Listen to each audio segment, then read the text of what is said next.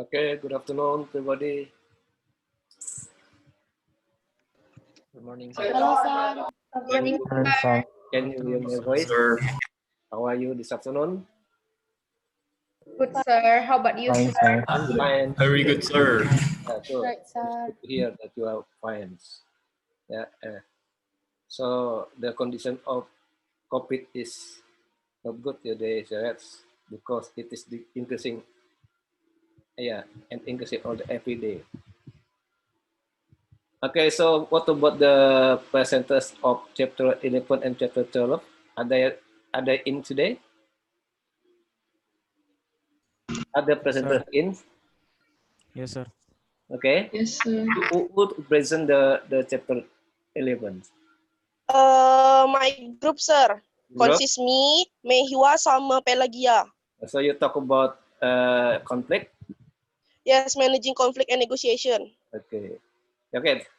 Before we start, so I hope all of you must deliver the opening remark, please. Yeah, it's the proof of your attendance here. People from Felicia, please. Okay, good afternoon, sir, and all of my friends. Glad that we can meet again today in this Zoom meeting. As usual, I would like to say good luck for the presenters of Chapter 11 and Chapter 12. And for the others, always stay focused. I hope from today's class we can learn much. Thank you, sir. Okay, Mewa, please. Good afternoon, everyone. Nice to see you all.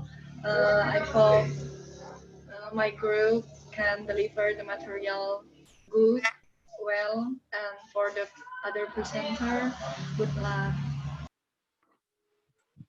Okay, please, Ridho.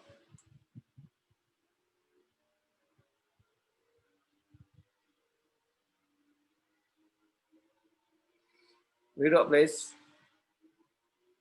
Where is Ridho? Okay. No, not in. Benny Christine, please. Well, hello, sir, and my Hello. friends. It's very good to see you all here again, and I hope that we can learn everything as best as we could. And good luck for the presenters, and stay safe, everyone. Thank you.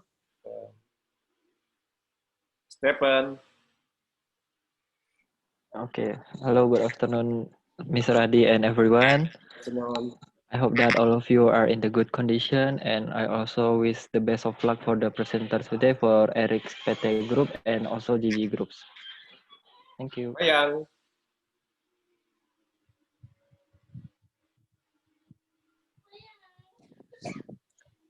Hello, hello everyone. Can you hear my voice? I can hear your face, please. Yes, Maya. Okay, so Yes, Mayang. okay, thank you. So hello everyone, it's nice to see you again, and I hope we can learn for today's class. Thank you. Okay. Felicia Priscilla. Hello, Sir Adi and friends. It's nice to see all of you again in our OB class today. And good luck for the presenters, Eric Pete and Zizi. So, good luck, guys. Okay. Paradina. Assalamualaikum warahmatullahi wabarakatuh. Good afternoon, Sir Adi and friend. And it's nice to see you all again. And good luck for today's presenter. Thank you. Giovanni. Oh, good afternoon, Sir Adi and friends. It's good to see you all again. I hope that we can learn something great from presenter group number 11 and 12. Good luck for them. Thank you. Okay. Julian. Good afternoon, Sir Adi and friends. It is nice to meet you guys again, and good luck for today's presenter. Okay. Dinda. Good afternoon, everyone. I would like to apologize because I cannot turn on my videos due to poor connection internet. But I would like to say good luck for today's presenters and hope that everyone stays safe and healthy wherever they are. Thank you. Okay. Edafi. Hello. Hello, everyone. Good afternoon. I hope this class will give us experience and new knowledge about OB, of course, and good luck for the presenter. Thank you. Gita Larasati. Hello, good afternoon, Sir Adi and friends. It's good to see you again. I hope our study can run well. Good luck for the presenters, stay healthy, and have a nice day. Okay. Alda Dwi Putri. Good afternoon, Sir Adi and friends. Nice to see you again, and good luck for today's presentation. Thank you. Okay. Lekawati. Assalamualaikum warahmatullahi wabarakatuh. Good Waalaikumsalam. afternoon, everyone. Good afternoon. I hope you run well and good luck for the presenters today. Thank you. Bismillah. Noval. Assalamualaikum warahmatullahi wabarakatuh. Good afternoon, everyone. I hope everyone in a good health condition, stay focused, and keep the spirit up. Thank you. Okay. Dwi Francisca. Good afternoon, everyone. Nice to see you again. I hope we can learn the material of today and good luck for the presenter. Thank you. Okay. Yana Deta Mawarni. Good afternoon, Sir Adi and friends. It's nice to see you again. Good luck for the presenter today. Stay safe and stay healthy. Thank you. Egi. Good afternoon, everyone. Nice to see you again, and good luck for the presenter today. Thank you. Lisa. Good afternoon, Mr. Adi and all of my friends. It's nice to see you all again this afternoon, and good luck for today's presenters. Thank you. Bella Safira. Good afternoon, sir and friends. Glad to see you again. And I just want to say you have to give your attention to my group because my group will present today about managing conflict and negotiation. Thank you. Okay. Jordan. Good afternoon, sir and friends. I hope the presentation is running well today and good luck for the presenters. Thank you. Okay. Stephanie. Stephanie. Hello, sir and friends. Good afternoon, everyone. I hope today's class will run well and stay safe, everyone. Thank you. Okay. Ma'ruf. Ma'ruf. Are you in? No? Okay, Dela.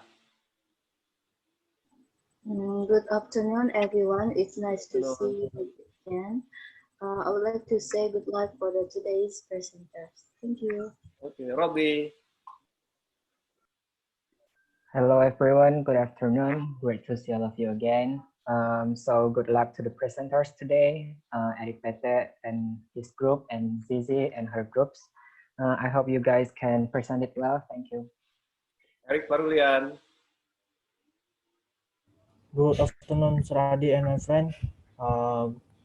Nice to see you again. Good luck for the presenter today. Thank you. Okay, Eric Chandra. Good afternoon, Sir Adi and friends. Nice to meet you all here, and good luck for the presenter today. Thank you. Amelia. Good afternoon, sir and my friends. Nice to see you all again here, and good luck for the presenters today. Hope they can deliver the great presentation. Thank you. Okay, Celine. Good afternoon, Sir Adi and my friends. Good luck for the presenter today and stay safe, everyone. Okay, Molidia. Molidia. No. Najioris. Good afternoon, everyone. Okay, thank you, sir. Good afternoon, everyone. Nice to meet you again in Zoom class today. I hope today we can get a benefit from this class and hope the presenter can deliver the presentation well and stay safe, guys. Okay, Pararonika. Good afternoon, sir and friend. It's good to see all of you again, and good luck for the presenter today. Thank you. Okay, Pelagia. Hello, everyone. Pelagia. Yes, sir. Hello, everyone. It's nice to see you again, and hope you still safe. Thank you. Okay, Rido. Rido. Good afternoon, everyone. Nice to meet you again. And good luck for the presenter. I hope your presentation will be run well. Okay. Okay. Who want to be a host? Who want to be a host? This Me, Bella? sir. Yeah. Bella. Bella, yeah. Okay. Okay, Bella. Share your PowerPoint.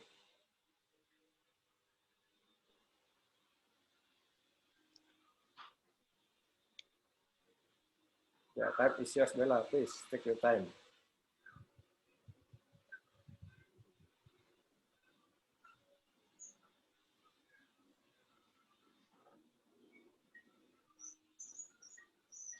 Kok enggak ada?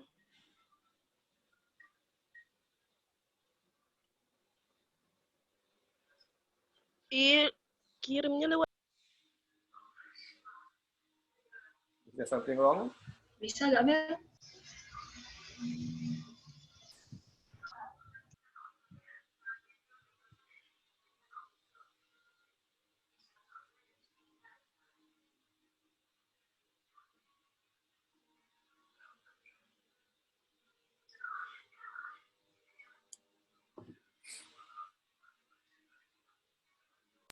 Kelihatan nggak? Kelihatan kok. Kelihatan, Bel. Wait ya, budak.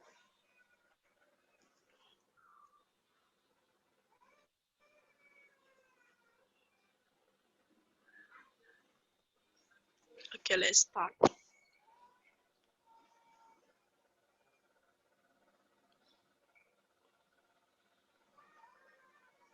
You can see my slide. Yes, Bella. Yes. Okay. Yes. So good afternoon, Sir Adi and friends. Today, my group from chapter 11, we're talking about managing conflict and negotiation.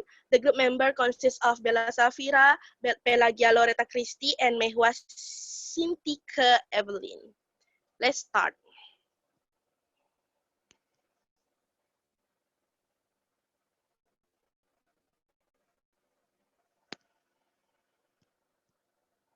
So first, what is conflict? So conflict is defined as the process that begins when one party perceives that the other has negatively affected or is about the negatively affect something that he or she cares about. Conflict is perception, and as discussed in chapter 5, perception don't always influence behavior and is essential for leader to keep in mind as they approach conflict resolution in organization. Managing conflict is a skill that manager at all level need, not just CEO, because we know that this suggests that managing conflict is an important aspect of a leader job and that most leaders are not well equipped to deal with it.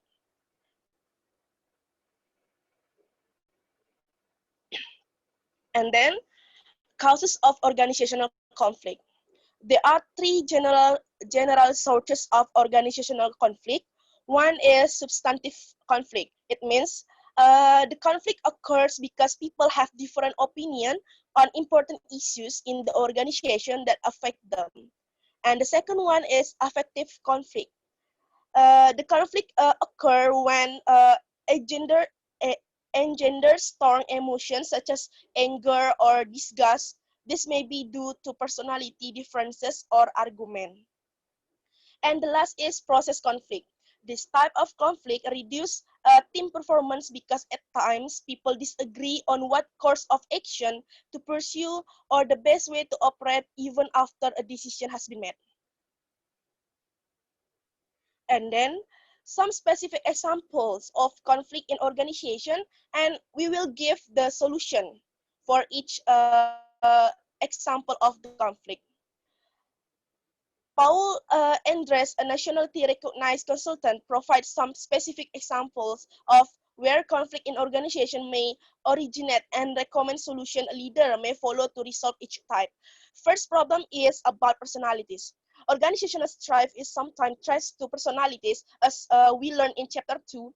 Solution solution for this conflict is we have to train everyone to recognize the personality type along with their inherent strengths and weaknesses, so that they understand one another. And then the second one is about sensitivity or hurt. Uh, this conflict occurs when a person, because of low self-esteem, insecurity, or other factor in his or her personal life, sometimes feels attacked by perceived criticism. And the solution for this conflict, we can adopt the belief that even negative behaviors may have a positive intention. Use active listening and ask questions to understand the root cause of the problem. And then number 3 is differences in perception and values.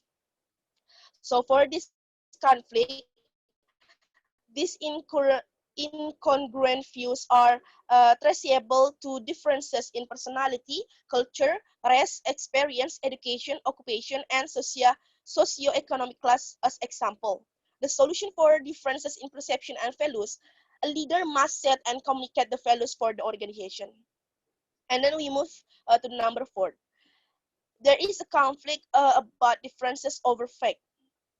It means the argument over fact cannot documentable nor quantifiable and is actually a differences in perception. The solution for this conflict have a neutral third party or expert arbitrate the dispute. It means third party intervention is discussed later in this chapter. And then differences over goals and priorities. For the solution for this conflict, a leader must set, communicate, and enforce the goals and value for the organization.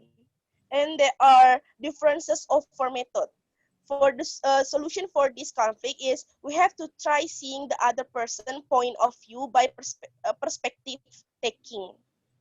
And there are competition for scarce resources. For example, the manager might argue over who has the greater need for an assistant, and then whose budget should be increased more, or how to allocate recently purchased computer. The solution for competition for scarce resources, upper level management must set and communicate the values hierarchy for the organization. As we know, resources can then be allocated based on open alignment with the organization priorities. And then there are competition for supremacy.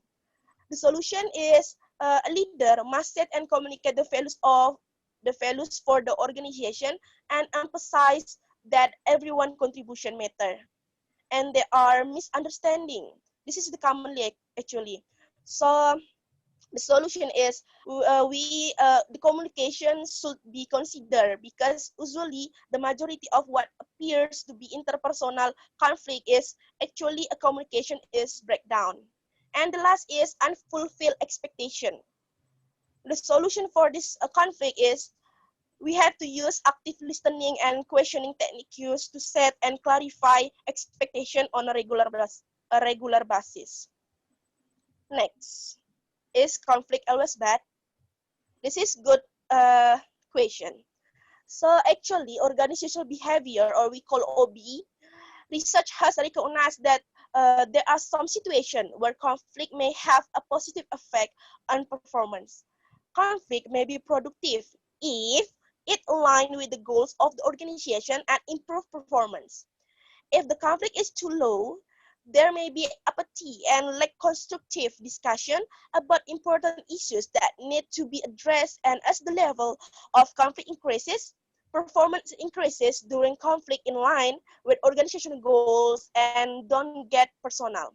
However, at a point, too much conflict may become unproductive or even dysfunctional, particularly if it brings affective conflict in which individuals become frustrated or angry. Performance may begin to suffer as the level of conflict becomes too much and begins to disrupt the work process. So it is important to keep in mind that how conflict is managed by the leader the leader have to play a pivotal role in channeling conflict toward the organization goal and ensuring that unproductive conflict is resolved before it harms performance. And there is a task versus relationship conflict. First is conflict may focus on task-related issues or around relationship issues. Disagreement about resource allocation, policies, or even interpretation of data are known as task conflict. Task conflict may be positively related to team performance when a majority of members perceive lower levels of task conflict in the group, while a minority perceive higher level of task conflict. Relationship conflict involve personality, classes, or differences in values. Relationship conflict may be particularly detrimental to new employees since they are unable to get needed information for their co-worker.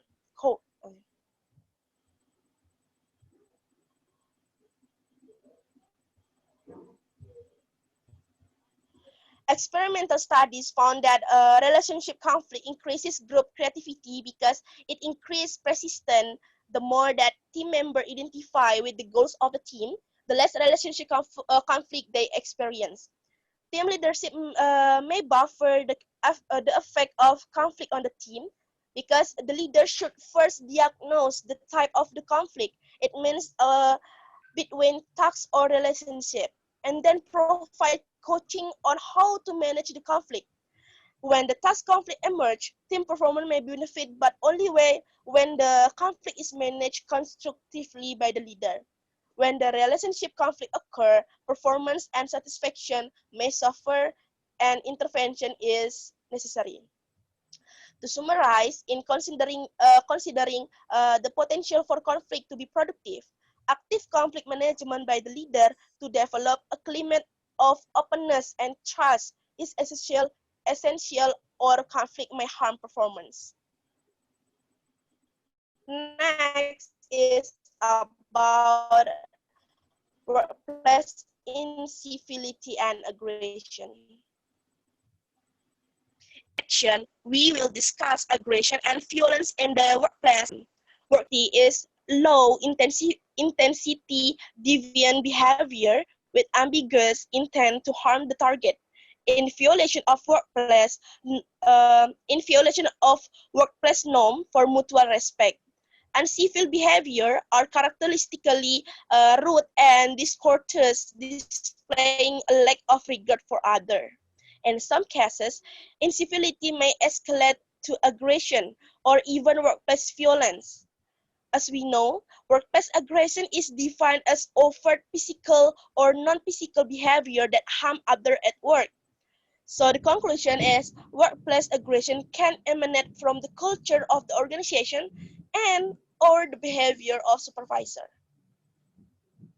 So for sources of workplace incivility and aggression, there is abusive supervision and toxic organizational culture, and then toxic workplaces and workplace violence.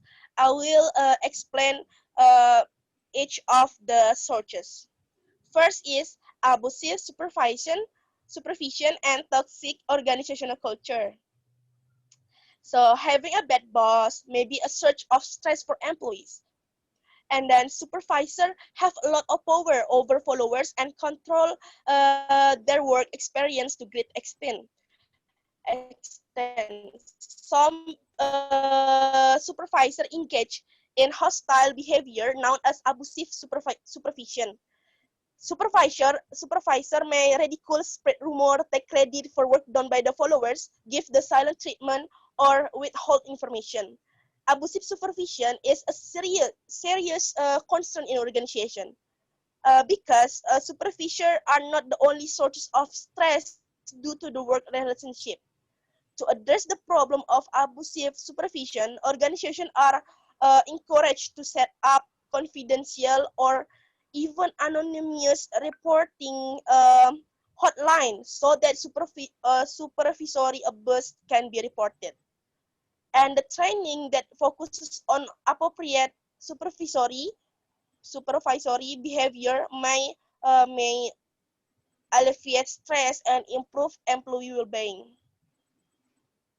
And then there are toxic workplace. For this research, employees lower in the hierarchy of bureaucratic organization experience more frustration and anger compared to manager.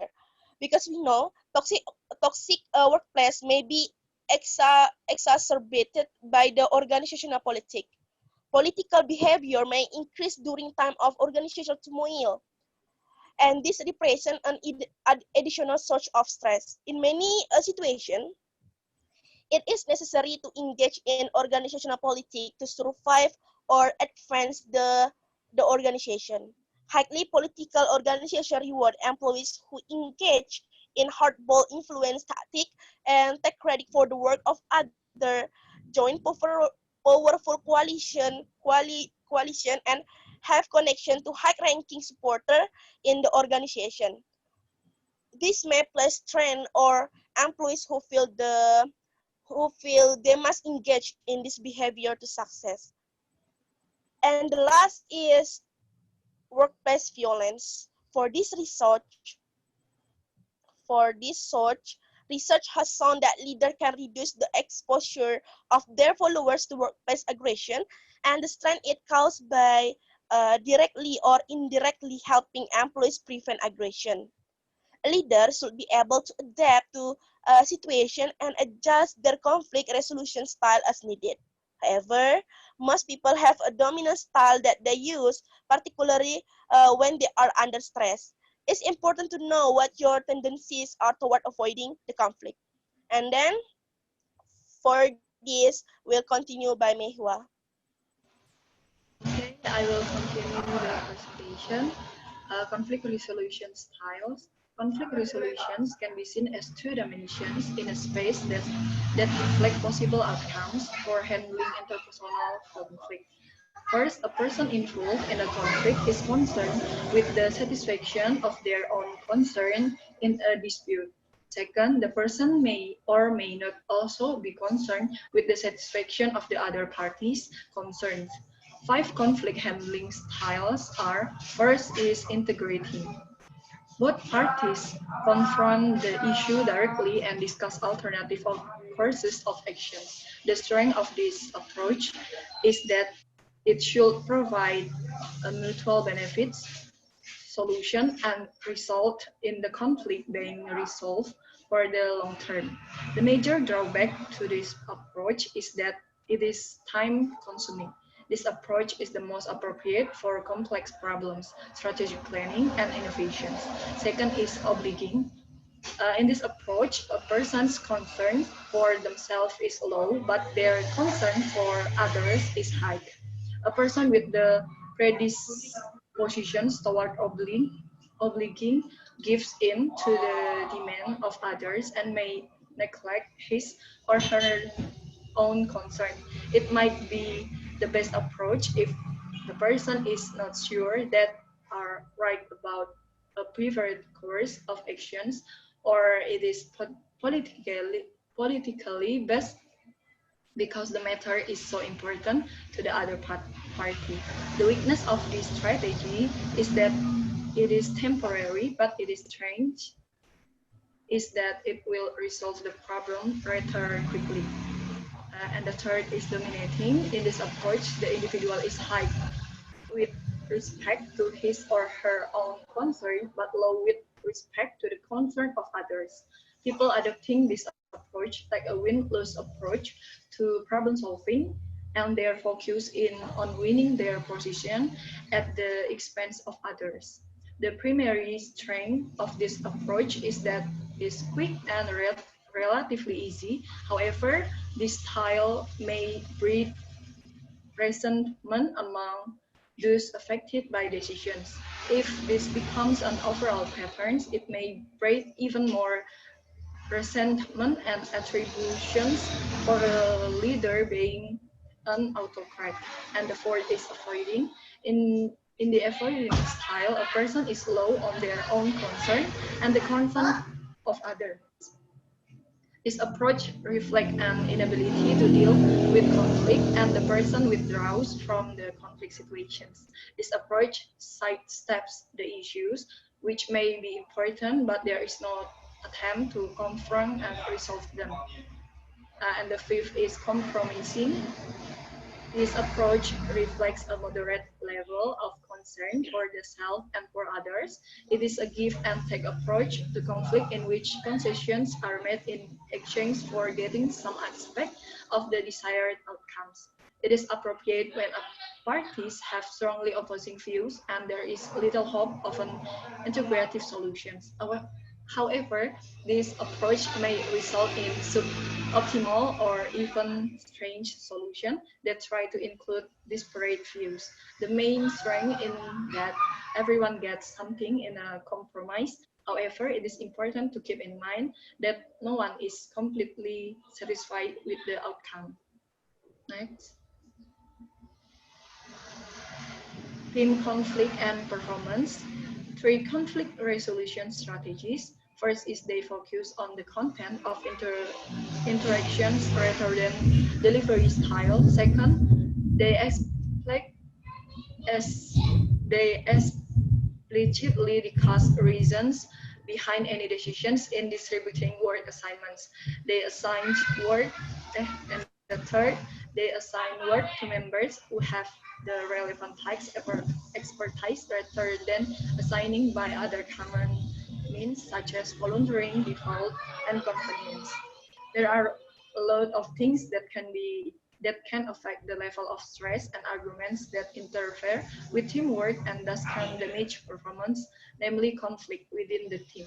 However, there are also advantages that we can take with the existence of conflict within the team, namely text conflict and the differences of opinion can improve quality decision by forcing members to see other points of view and think creatively. Effective teamwork result in higher performance when there are text conflicts, and this is particularly the case when team members trust each other. In fact, the leader may want to encourage you.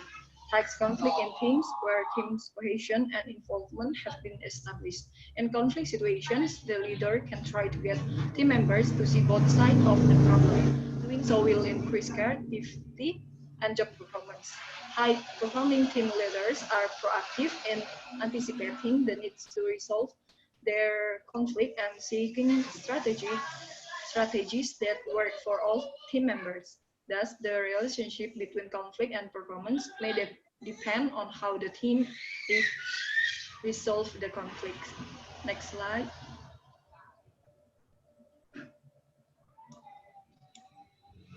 Bella. Oke, makasih. And the next, resolving conflict across cultures. Resolving conflicts while working with someone from another culture certainly requires knowledge of outside cultures. This is explained by the Chinese who have more likely to value harmony over strife. To resolve cross-cultural conflict, there are 9 ways. First is be a good listener. Second, be sensitive to the needs of others. Third is be cooperative rather than overly competitive. The fourth, advocate inclusive. Fifth, compromise rather than dominate. And the sixth, build rapport through conversations. Seventh, be compassionate and understanding. And the next, avoid conflict by emphasizing harmony. And the last is nurture others or develop and mentor. However, despite making every effort to resolve it, the conflict still continued for quite a long time. Sometimes a call is expected for a third party to resolve conflict. This is sometimes done to avoid too high a cost in court proceedings. Next slide. Third-party interventions.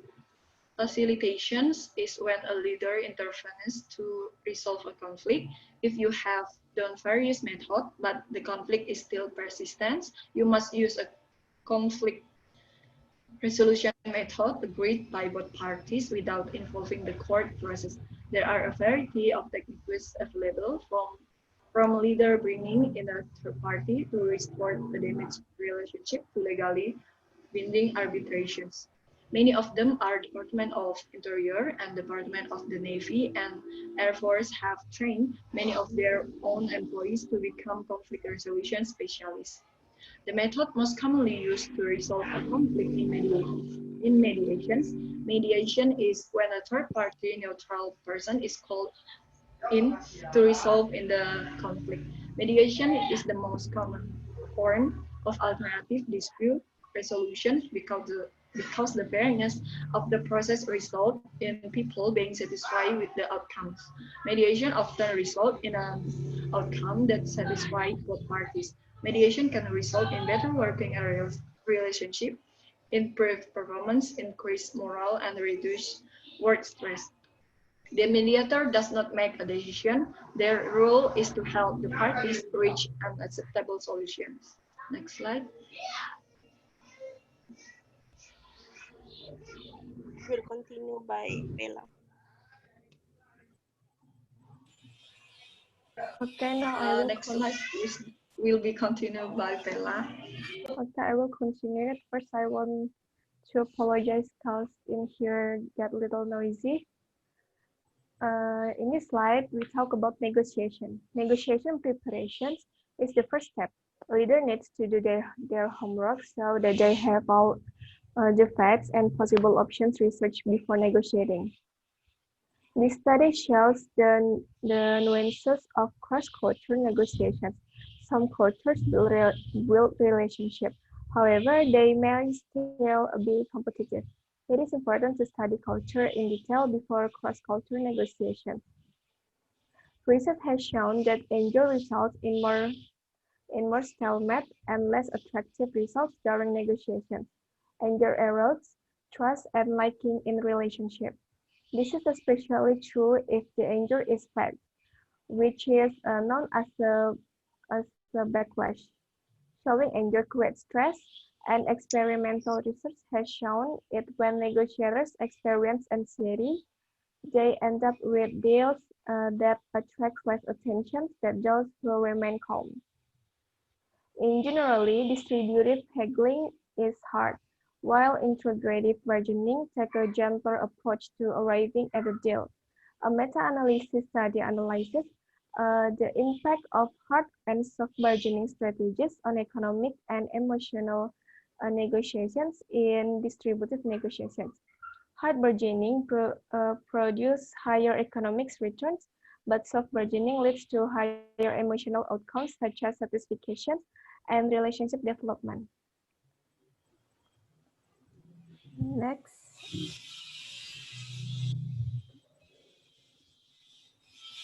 Next is distributive bargaining. The negotiators have a goal or target point for what they want to get from the bargaining process. They may also have the best alternative to a negotiated agreement or BETNA. If they have something to set up right, BETNA is the alternative negotiators will accept if negotiation reach a deadlock and they cannot get the deal result. If neither the alternative option nor BETNA is accepted, then there is no agreement. The strategy negotiators used in distributive bargaining involves making the first offer to anchor the bargaining process because people focus on the first information they use. Next slide. Next slide is integrative bargaining.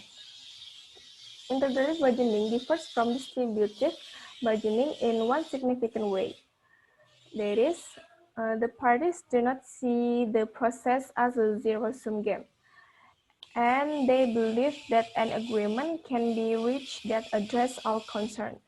In general, integrative bargaining is preferred, especially when the valued parties have a long-term relationship. Negotiators are more likely to want to bargain with each other once an integrative agreement has been reached, even the loser.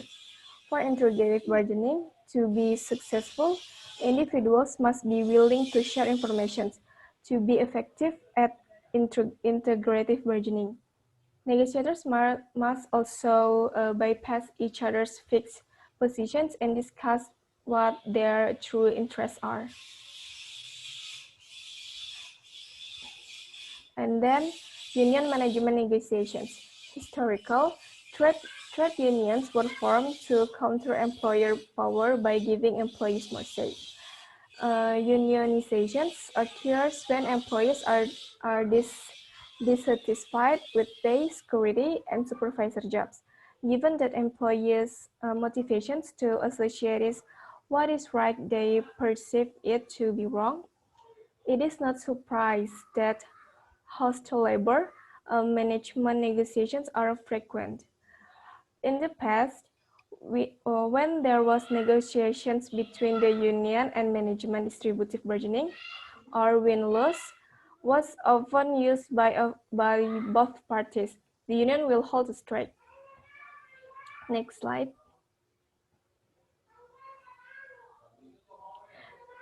Next slide is leadership implications or perspective taking. I'm sorry, it's a little noisy.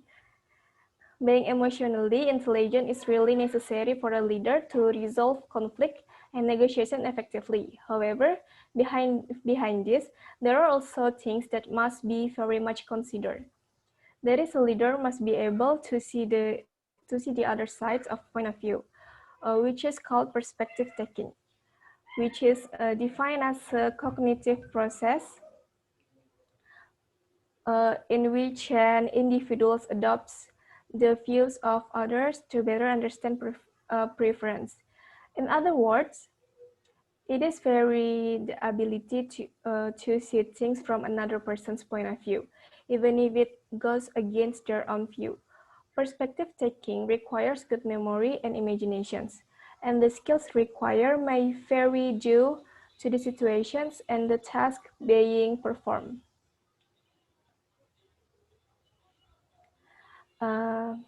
And one review of perspective taking includes the ability to understand another person's thoughts, feelings, and inner mental state is certainly one of the most impressive of human mental abilities. There are two reasons why perspective taking helps resolve conflict. First, when people are involved in it, perspective taking, they are more likely to create social bonds with others. Second is, perspective taking creates positive attributions of other people's behavior, such as recognizing in the influence of external circumstances on what they are doing. Sometimes conflict escalates to incivility and even in the workplace of aggression, have shown that perspective taking is essential for both conflict resolutions and negotiations. Next. And this is for the study case. You can read it by yourself. And if you want to answer the questions given, you can just turn on your mic.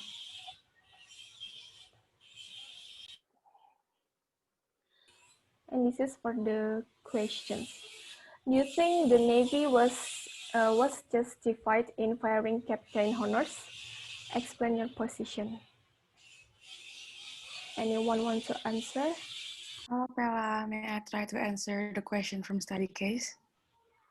Of course, Dinda. Okay.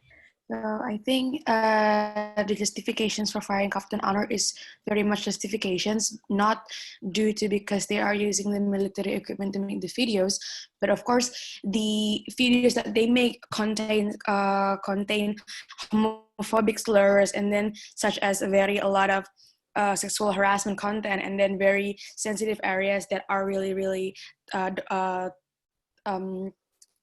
tone deaf. And I think not what makes this case really weird is that the videos has been around the crew for since 2007 and 2008, but further action has only been taken around 2011 and 2012, meaning that there are a lot of the crew or surgeon or many officers supervising Captain Honors already know about the videos, but they didn't make any further steps or even to told Captain Honors to stop it, which is one of the Captain Honors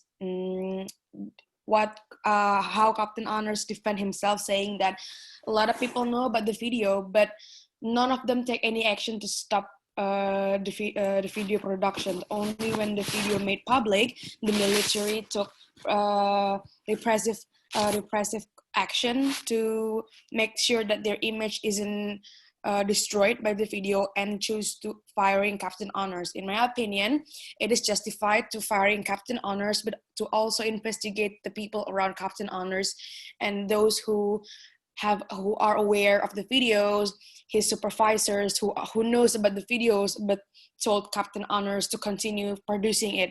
So I think not only they should fire Captain Honors for the very insensitive videos and using the military equipment to make the video during their time, but also to investigate people around Captain Honors who are responsible while making the video. I think that's my answer. Thank you. Thank you, Dinda. 100% true.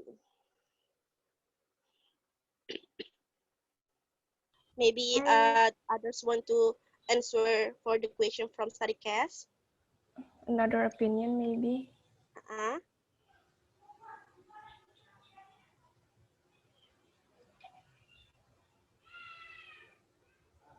No one.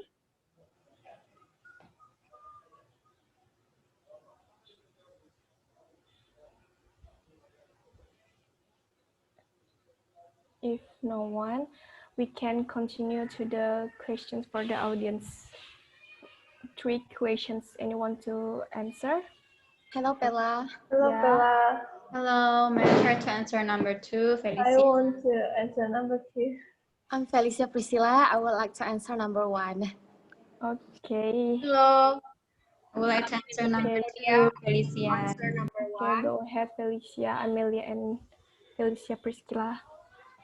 Okay. Hello. Can So, I try to answer number 1? Hello. Yes, of course. Okay, thank you. okay, Selin first or me first? You first. It's okay, Felicia. Okay, thank you. So, in my the first question is, what do you think about toxic workplace? So, in my opinion, toxic workplace is a workplace where we have the environment and the social network over the workplace is not very good, because we have a boss that is not really encouraging our work, and then unsupportive co-workers. Maybe we're competing towards one situation but never support one another, even though we're working in a team, but most of people only finds a way to stand up or show up within the group, even though we're collaborating one another, and then they disrespect us, and at the same time they never actually value what have we done, what is our hard work, and those kind of things are what I think about toxic workplace. We never get the achievement that we should have got. Thank you. Thank you, Felicia, for the answer. Very good. And Celine? Thank you. Okay, so in my opinion, that a toxic work environment is like having all of the challenges on repeat without a break, and also that toxic work environment like means that there is a problem that always happens repeatedly in the company. For example, like there will be a competition, there will be low morale, there will be constant stressors, negativity, sickness, high turnover, and even bullying. And also that a toxic environment means that when people around you is not really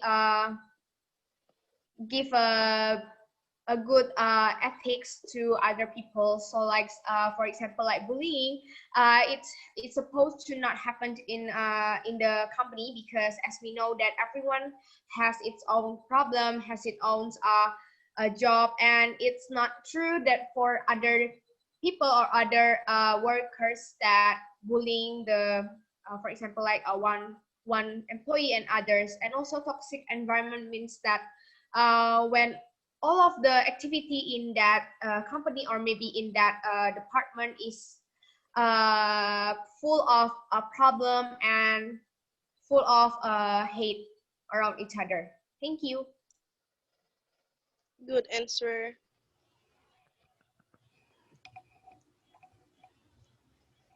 And then Felicia. Hello, I would like to answer number 2. So the question is, in your opinion, what is negotiation in management conflict? So negotiation is a dialogue between 2 or more people or parties intended to reach a beneficial outcome over one or more issues where a conflict exists with respect to at least one or more issues. Negotiation is an interaction and processes between entities who compromise to agree on matters of mutual interest while optimizing their individual utilities. This beneficial outcome can be for all the parties involved or just for one or some of them. So it is aimed to resolve points of difference to gain advantage for an individual or collective, or to craft outcomes to satisfy various interests. It is often conducted by putting forward a position and making concessions to achieve an agreement. I think that's all my answer. Thank you.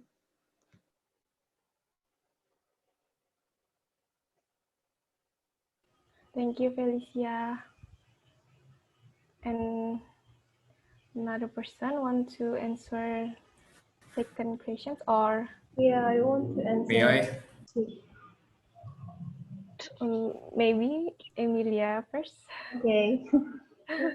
So I also want to answer the second number. That is, in my opinion, negotiation refers to the interactive process we participate in to advance individual and joint interests. Almost every transaction with another individual involves negotiation. We often use the same methods of negotiation in our personal, professional, and political worlds. As we learn in this chapter, negotiation, conflict resolution, and relationship management are complex process.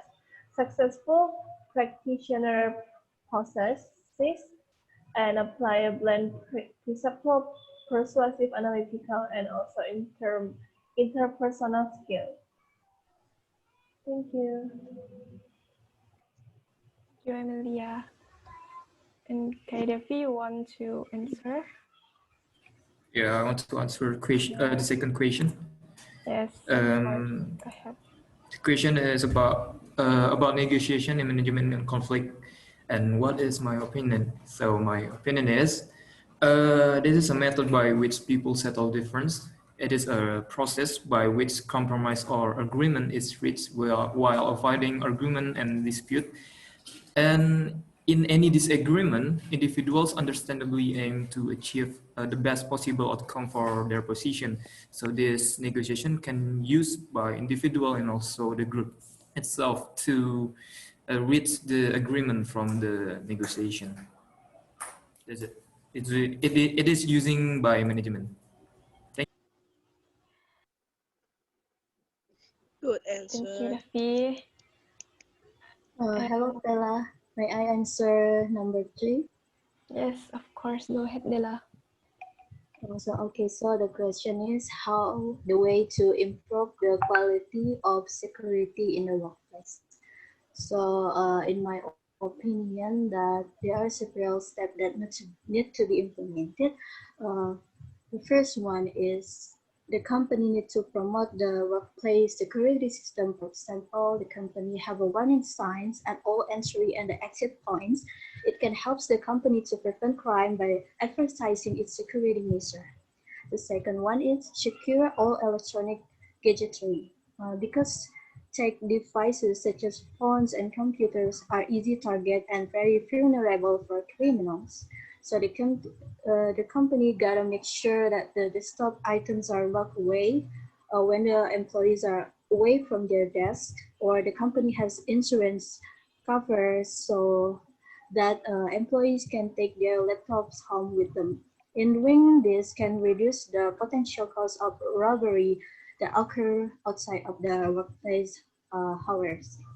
And the third one is the company need to encourage the staff to take care of their personal belongings and movements, such as remind employees not to leave personal, valuable, or cash in accessibility places, and or ask staff to lock doors and windows when they are working alone or after the working hours. And the other is employees who work after hours should be encouraged to walk out of the office with a colleagues or security guard. That's all my question. Thank you. So Thank you, complicated Dela. answer. Thank you, Dela. Thank you. Okay, next. Or anyone want to answer again? No one? Okay, next.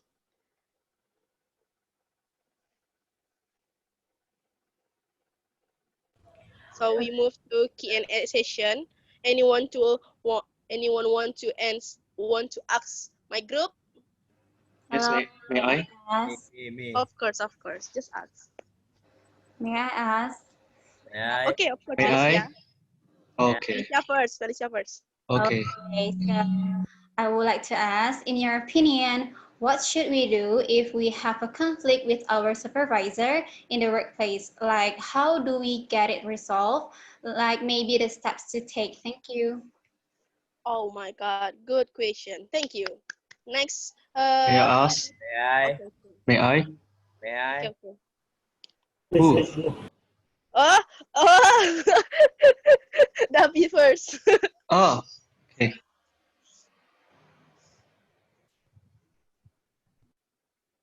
What do you want to ask, Davi? I guess it's not Davi, it's Ma'ruf. Oh, Ma'ruf, sorry. Ma'ruf, Yeah, okay. I am Rajo. Sorry lah. Soalnya nggak nengok. So I want to ask you about the question you give to us, number 3, about the security system in the workplace. So if it were you, what you gonna do? How to improve the security at workplace? Okay, thank you so much. May I ask? I want to ask Zizi. Siapa tuh? Udah tak kelihatan. Zizi. Nggak Julian. Siapa? Dari TJ dulu. TJ first. Siapa? Hey. TJ first. TJ. Okay, thank you for the opportunity. So I would like to ask about your opinion. If, we know that maybe sometimes in some companies may have a toxic workplace. So my question is, if you were owner of the company, how can you possible to reduce the toxic workplace? And then, if I'm not mistaken, you have explained about that toxic workplace can be exacerbated by organizational politics. So I still don't understand about that. If you don't mind, can you explain about that statement? Thank you. Okay, thank you so much. I want to ask again? Julian want to ask. Oh, Julian. Okay. Chat box. Hi Zizi, Mehua, and Pela. So I would like to ask, in a company, to meet a lot of person with various different backgrounds are very common. So those various backgrounds are impacting their way of behaving and their attitude also. This condition can be one of the reasons behind the conflicts that is appearing in a company. So is there any step that the company's management could do to solve this type of problem? And is it possible for the company's management to unite those people who came from different backgrounds? Thank you. Good question. Thank you. No one again, kan? No one lah, banyak dah, geng. Udah. Dela in the chat box. Udah. So we need time to discuss first. So Mr. Adi, I want to ask. I want to say. saya izin matikan share screen-nya, sir. Okay, please. Because I want to discuss with my friend. Okay. Please stop screen. Hello, sir. And you can return host to me. Okay. While you are discussing, I want to say something. Okay, sir. Stop sharing. Okay. Okay, so while Bella's group here are discussing, so you have what Bella's explanation and presentations. Yes, good. And so talking about conflict. Do you know the synonym of conflict? What is the synonym of conflict? While waiting for Bella's answer, yeah. Disagreement, sir. Disagreement. Okay. There are many definitions. So some people say disagreement, clash, and then what? Dispute. Yeah. Dispute. Quarrel, sir. Yeah. Quarrel, fighting, warfare, war, disagreements, many. Yeah, many Problems. variant. So in statistic or in this method is variant is also, but in human resource management is conflict, right? And then incompatibility, concession, right? Collision, strife is, so there are and what's the antonym of conflict? What is the antonym? What is the antonym of conflict? Agreement. Agreement. And then the other one is quite agreement. And then the other, so harmony, right? Agreeable, the agreements, agreeable, set agreement. So when you are the manager, which one do you prefer? Conflict or agreement? Agreement lah. Yeah. Agreement, sir, of course. I guess we need to mix both, sir. Huh? Because both has their positive sides. Conflict has a benefit, Yeah. and disagreement also have this benefit. Okay, Felicia, what is the benefit of conflict? The benefit of conflicts actually, there is a conflict because there are two different ideas that people want to use within in their decision, right? Means that through conflict we will have more ideas and more ways of thinking and the point of view to solve a thing. So. Conflict can open our eyes to new ideas, right? Yeah. But agreement doesn't open our eyes to new ideas. Agreement will not open new doors, sir. But it's just go with the flow, like. Yeah, do you agree with me? So agreement doesn't open our eyes to new idea, but conflict can open our eyes to new ideas. What about this? Agreement opens our eyes to do. Agreement open our eyes with ideas more wider. Sorry. Yeah. Agreement. Sorry. Conflict opens more. Yeah, like that. And conflict also can teach us to listen, right? Yeah. Yeah. Conflict teach us to listen. So the existence of conflict can teach us to listen. Teach everyone to listen, and then also by conflict we can also study how to communicate, right? Right? How to communicate. Yeah, how to communicate our ideas problems professionally. Yeah. And then we can also practice our emotion. We can control our emotions, right? So by with conflict, we can also practice our how to control our emotions, right? Yes. And then also we can differentiate ourselves is conflict. So yeah, make ourselves unique like that. Sometimes if you are the manager, you do some changes. So sometimes conflict happens, right? Yeah. Why? Yeah, Why do conflict happens? What makes conflict happen? Because others has their own ideas on solving things. Yeah, the point is because maybe poor communication, right?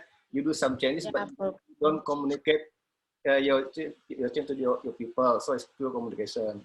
Your people don't know, right? So this conflict happen. And then what else? Maybe lack of planning, right? You don't lack have of planning, yeah. And then maybe first step selection. The step is very poor. The people who acts as the changer doesn't really active in the changing system. Or maybe frustration, stress, and burnout. It is the many factors. conflicts, right? But conflict is also very important, sir. What happens if in a company there is no conflict? What happens? Actually, there's no conflict is also good, sir, but they don't have they don't have new ways to solve the problem. They just walk with the flow, go with the flow. Yeah. What about what about in your house? Do you find conflict in your own house? That's a lie if I say no, sir. Negative conflict or positive conflict? So there are two kinds of conflict: positive conflict and negative conflict. Yeah, thankfully it's positive conflict, sir. Yeah. Oh, but Felicia, what you in your house? How do you find conflict in your own house, Felicia, Priscilla? Yeah, I fight with my brother a lot, sir. Yeah, positive or negative conflict? Actually, it's positive conflict because Yeah. we're always fighting towards A and B ideas, like. Okay, good. Yeah, so to gain your goals, yeah. Yeah, and then in the end we find the middle way and then go with both ideas, like that, sir. What about the others? What about Penny? Where's Penny? Why are you silent, Penny? Penny? Yes, sir. Yes, Penny. Sir. Yes, sir. Well, have you found the answer, Bella? Yes, but Okay, can good. you accept Mayang, sir? Yeah? Mayang want to join the Zoom. Oh, you want to share again? No. Mayang want to join our room in Zoom. Where? Can you accept? I No. don't know. There's no. I don't see. Yes, sir. I want to move to a laptop, sir. Oh yeah, please. Okay, thank you, sir. Okay, you want to. Okay. Okay, so I already have the answer for the Julian question. So Julian asked for my group about how to managing workplace diversity to prevent the conflict occur in a company. So I will give the tips for managing workplace diversity. There is 6 tips. First is you have to prioritize communication. Why? Because to manage a diverse workplace, organization need to ensure that they effectively communicate with employees, and then about the policies, procedures, safety rules, and other important information should be designed to overcome language and cultural barriers by translating material and using picture and symbol whenever applicable. And the second tip is you have to treat each employee as an individual. Why? Because avoid making assumption about employees from different background. Instead, look at each employee as an individual and judge successes and failure on the individual merit rather than attributing action for their background. And then you have to do is encourage employee to work in diverse group. Why? Because diverse group team let employees get to know and value one another on an individual basis can help break down preconceived notion and cultural misunderstanding. And then the fourth tips is base standard on objective criteria. Set one standard for rules for all group of employees regardless of the background, and you have to ensure that all employment action including discipline follow the standardized criteria to make sure each employee is treated the same. And then you have to be open-minded. Why? Because we know that recognize and encourage employee to recognize that one's own experience, background, and culture are not the only with value to the organization. Look for ways to incorporate a diverse range of perspective and talent into effort to achieve organizational goal. And the last is hiring. To build a diverse workplace, it is crucial to recruit and hire talent from a variety of background, because we know that this requires leadership and other who make hiring decisions to overcome bias in interviewing and assessing talent. If the organization can break through bias and hire the most qualified people, those with the right education and then credential, experience, and skill set, a diverse workplace should be the natural result. there are 6 tips for me to managing diversity in a workplace. So Julian, do you get it? Yes, Zizi, your answer is very helpful. Thank you. Alhamdulillah, thank you. So my friend will answer the another question.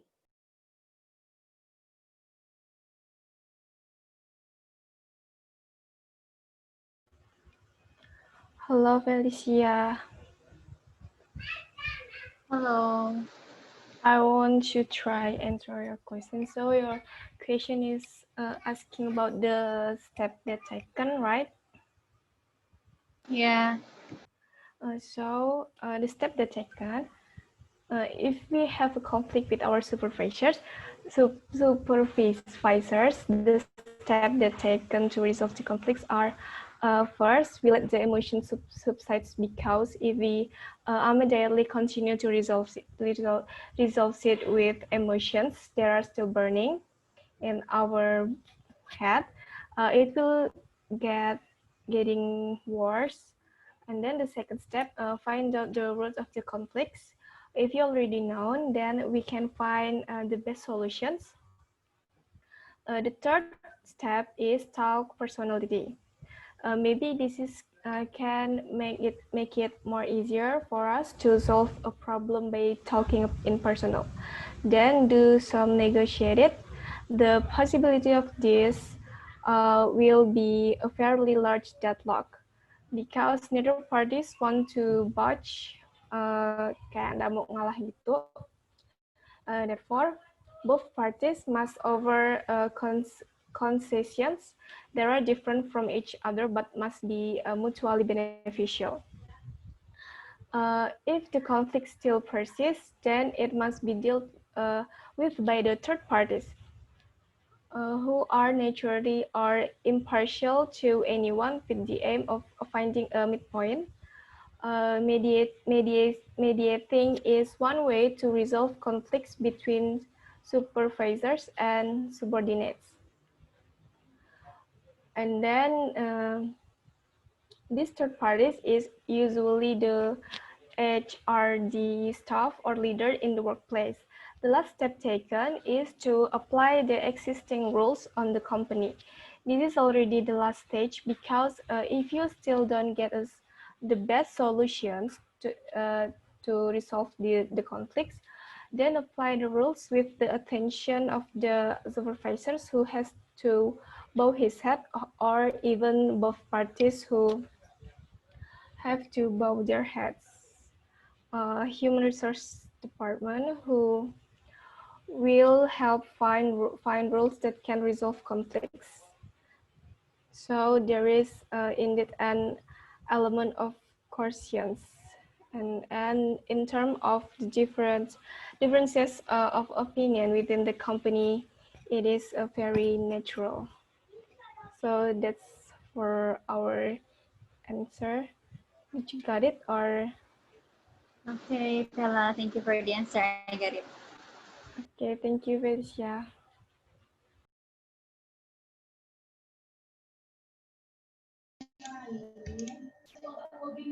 I would like to answer the last questions. Actually, it depends on the conflicts faced within the organizations. If there is needed for interference from the third party, yeah, of course, the third party must indeed be included in the conflict resolution strategy by means of accommodations. Third parties provide strategies or directions for the benefits of resolving conflict quickly. However, as a third party, it must have a fair or neutral attitude that does not take sides with any party to the organizations or member of the organizations that is in conflict. And for TJ questions, I will try to answer. I will. The hidden factor in creating a less successful workplace is training or culture building sessions are one part of the equations to reduce workplace stress, but there are another factor that is easily overlooked in your program success. That's the top-down approach approach to eliminating sources of stress and to change culture to reduce toxic workplace, which is usually stressful behavior is a top-down approach to eliminate sources of stress, which is usually the part that is the most overlooked. First is create transparency, sharing more information with employees that help them understand the context of their role and company. This information could be about earnings, expenses, customer needs, maintenance needs, projects, and the second is involve employees in decisions making. Being part of the solution reduce stress because employees can understand the what and why behind decisions, especially in a moment of crisis. For example, a company had to reduce costs to survive due to decreasing demand. A manager first idea was to fire the temporary workers through it solves the financial issues. It creates chaos and fear for everyone else. And the owner decided to instead be transparent and tell the employees the truth and ask for the solutions. Some employees proposed to work only 3 weeks on a month until problems was solved, and everybody agreed. In less than an hour, the problem was resolved and chaos was avoided. And the third is eliminate carrots and stick programs. Some companies like Zappos let employees engage each other. Every employee once a month is allowed to give to $50 to a workers. If someone may have overheard a great customer call, they can reward the customer representative with some $1. And the fourth is change the way managers handle deadlines and their team's workloads. Companies should train bosses as well as employees on stress management techniques, but let's face it, they have their own bosses that put pressure on them too. So the catalyst here in transforming the power of leader by distributing his power within the team, KPIs are shared with everyone and team's members define their objectives and deadlines. Employees should be empowered to organize work by themselves and assume responsibility. And the fifth is provide more flexibility and balance. Stress is something generated by being unable to balance work with your personal life.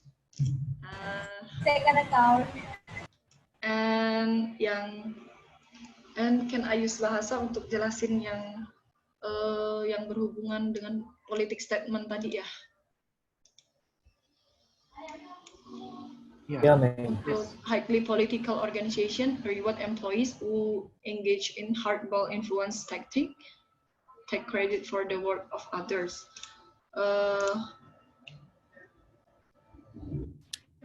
Jadi organisasi yang sangat politis itu kayak memberi penghargaan kepada karyawan yang terlibat dalam taktik pengaruh keras menghargai. Jadi itu dalam organisasi karyawan tuh ada yang terlibat untuk perusahaan ini melakukan kayak koalisi untuk koneksi gitu untuk pendukung. Jadi ini dapat berpengaruh ke lingkungan kerja gitu.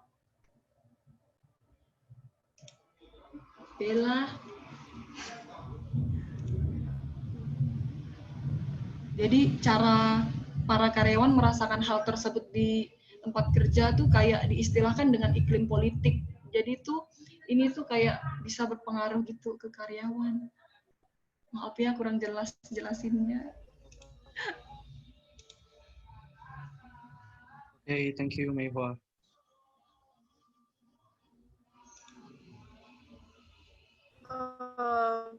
Maybe in my opinion, for the organization politic, it means the many of employee make coalition to do something, like a sample when they want to get a promotion, and then they work together, how to get the position, and so on. So they think about the politics.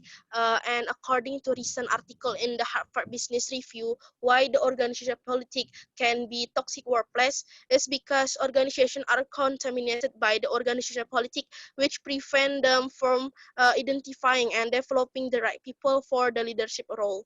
And not only that, office politics can start from a small issue actually, but it can sometimes snowball to major workplace issues, adversely impacting employee morale and productivity. So the toxic office politics can be a huge issue for companies, irrespective of their size, as it creates a major setback to the employee culture, and also it can drive talented people out of the company, kill innovation, lower employee engagement, and create employee resentment, which can destroy the business.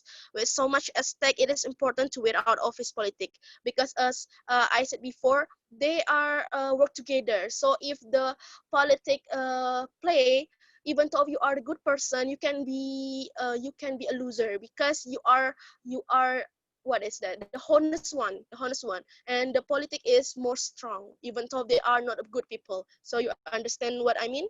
That's why the organizational politic can be the toxic workplace. TJ? Yes, I understand. Thank you, Bella. Okay, thank you so much.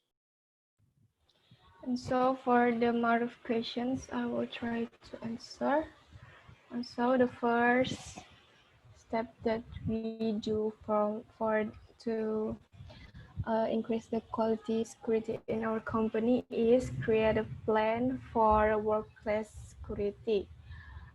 May sound it's simple enough, but not every business has a firm plan for emergency situations such as a violation person or a natural disaster.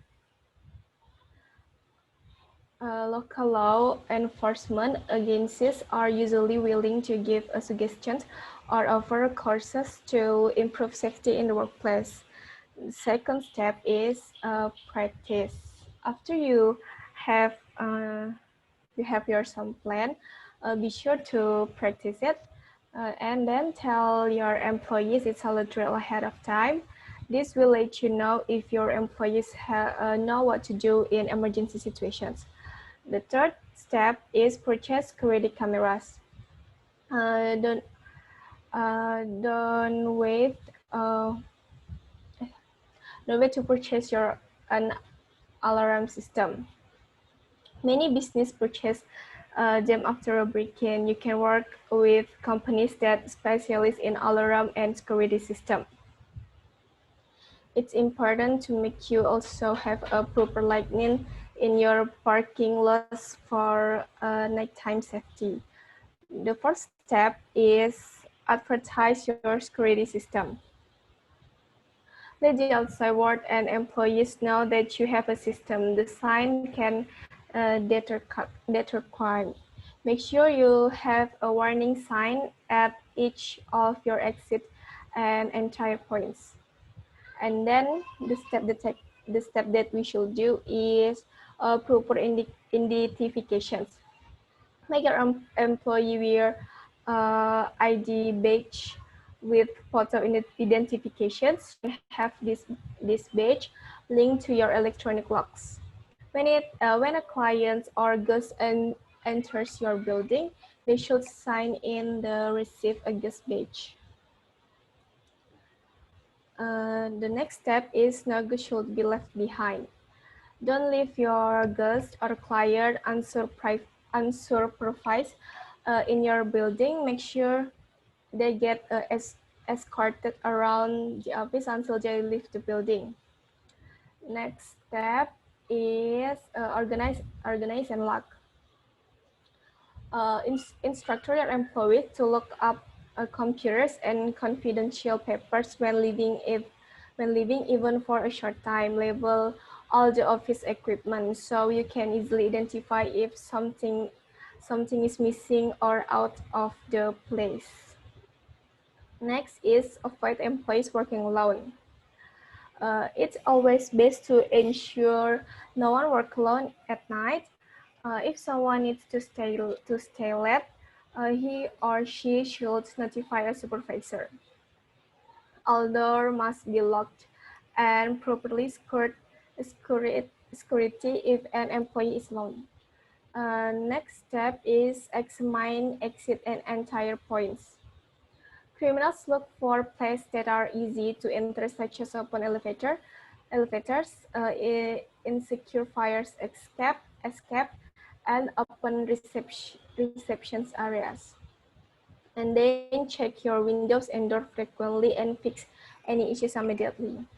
The last step is regular staff training. You have a plan, but regular training is important, especially if your business handles cash outside of a normal business for hours. And that's all for our answer.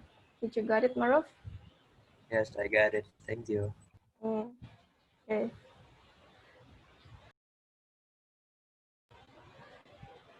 So we already answered all the question, right? So I will close the presentation. Thank you so much for the attention, and thank you so much for the answer. Thank you so much for the question. I hope all the material that I and my friends give to you can be beneficial for all of us. Thank you so much, and thank you for Mr. Adi too. Okay, welcome. Okay, so I have one question. So from Bella's group presentation, so there are two words: conflict management. So right. So what's the difference between conflict management and management conflict?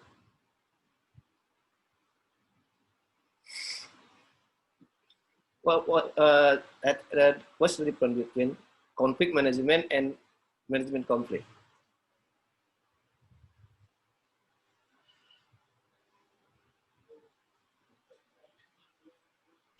Conflict management is the noun. So instead, through the video I've watched, that conflict management is a process to manage anger and to define what problem it is. But management conflict is how we solve the problems. So management conflict is conflict happening in the cycles, right? Among the managers, right? Conflict happening among the managers. It's a management conflict. But the conflict management is set by the Kuliah. Yeah. Okay. Okay. Now group number 2, please. The second group. Yes, sir. Parulian, yeah. Yes, sir. Who will set the? Me, sir. Ari Parulian. Yeah? Yes, sir. Okay. Yeah. Oh, Bella, return the host to me, please, Bella. You have return the host to me, Bella. Hello, Bella. Give it back to sir. Sir. You haven't written the host to me, so I cannot make Advertise host. What should I do, sir? I don't know, sir. You return the host to me? Klik kanan di nama Bapak Bel, balikkan hostnya. Macam mana budak caranya? Ke partisipan, ke partisipan. Partisipan. Ada nama Bapak kan? Kau klik nama. Klik kanan nama Bapak. Ada Adi. Klik kanan. Ada make a host. Okay. Yes. Thank you, Jela. Have you? Yes, sir. Okay. Okay, Paulian, take your time, please, to present your topic. Okay, sir. Thank you. So, have you guys see the slide? Yes, Eric. Okay, thank you, everyone. So that's all from our group. So, good afternoon, Sir Adi and Ken. Now we would like to present our material that is chapter 12 about organizational communication. So our group is consists of me, Eric Pawantanjaya, and then Muhammad Rizkula Noval. Next. I'm sorry. Okay. So this will presented by Noval. Okay, let's start our presentation today. So we begin about the definition. So organizational communication is the process by which individuals stimulate meaning in the minds of other individuals means of verbal or non-verbal message in a context of formal organization. As indicated in the research discussed in the previous section, on the cycling communication is important for job interviews and negotiating the best deals. Also, positive organizational communication relates to both job performance and satisfaction. Okay, next slide, Eric. And this is the communication process. There are four process. The first is the sender. This is the source transmission who select a desired message out of a set of possible message. The selected message may consist of written or spoken words, picture, music, or combination of this. And the second is encoding. This is the transformation of the message into the signal, which is sent over the communication channels from the transmitter to the receiver. For example, if a leader makes a speech to the employees, it means that the leader is the encoder. And then the next is the channel. The channel is the medium that transmits the message. In the previous given example, the channels are the leader's voice and the projector that shows light that accompany the speech. The choice of communication channels or medium is influenced by institutional conditions and situational conditions. And then the fourth is decoding. The receiver then decodes the message sent through the selected channels or channels by translating what is seen and heard into an understanding of the message. This is not a perfect process since there is noise and communication process that affects the decoding process. Okay, next slide.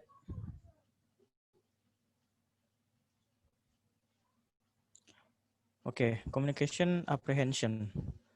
Some people are uncomfortable communicating with others, and it seems clear that this imposes a significant barrier to their success as a leader. A classic definition of communication apprehension, or CA, is an individual's level of fear or anxiety with their real or anticipated communication with another person or people. There are two types of CA. The first is threat-based and state-based. Threat-based CA affect a person's ability to communicate with others across a variety of situations. Status-based CA is triggered by a specific situation, such as being required to give a speech. Therefore, CA may affect communication between two parties, team participation, or giving presentation. Okay, next. So in CA, there are two components. The first is language. Language, words may have different meaning to the different people, even if they are communicating in the same language. Slang or colloquial terms are used in organizations and can be bewildering to new employees or those outside of the organization. For example, a new employee may be told by her boss to scale her ideas for a new project implementation. And then the second is active listening. Experimental research has shown study participants who receive active listening response feel they are understood better than participants who receive either advice or simple acknowledgement. This research also found participants with active listening response were more satisfied with their conversation. Leaders must become active listener to be more effective since listening allows them to verify their communications, clarify message, and encourage more two-way communication with followers. Okay, next. So this is the communication network. Research has shown that communication networks are an important for job applicants to learn about the job opportunities. The strength of weak ties thesis is that weak ties, especially bridging ties, help people tap into no redundant pools of information. For example, a weak tie when looking for a job would be suggestion from your parents, neighbor about a job opening in the accounting firm she works for. Okay, next. Communication flows in organizations. Organization communication may be external or internal. The first is external communication refers to information that is shared with the public through marketing and public relation efforts. These communication flows are important because leaders must create a positive impression with the various stakeholders such as customer, shareholders, and the government and the general public. Internal communication refers to the communication transaction between individual and groups at various levels and different areas of specialization that is intended to design and redesign organization, to implement and to coordinate day-to-day activities. Internal communication is considered by strategic business imperative due to the importance of sharing the organization vision and helping employees cope with change. In organization, communication often flow downward. For example, the leader of an organization communicates the vision of the organization to the employees. Downward communication is essential to explain new policies or help organization adapt the change. In a study of communications in a hospital, downward communication on task and administrative matter was related to the performance of nurse, but the relationship with the influenced by the task performed, the organization context, and individual differences. In other words, the organizational cultures, or follower personalities may play a role in how communication are interpreted. Okay, next. So there are electronic communication. The first is email. Email has become a primary mode for communicating in organizations. Even employees who work in office next to one another often communicate by email rather than face to face. A study of face to face and email communication in Fortune 500 office equipment firm employing over 100,000 people employed interviews, questionnaire, and actual emails. Researchers found that more information is conveyed in email than other communication mediums. Leaders should avoid harassment. However, some email offenses are more subtle. And then the next is text messages. For a business communication, it is important to follow the rules of grammar and capitalization and avoid abbreviation.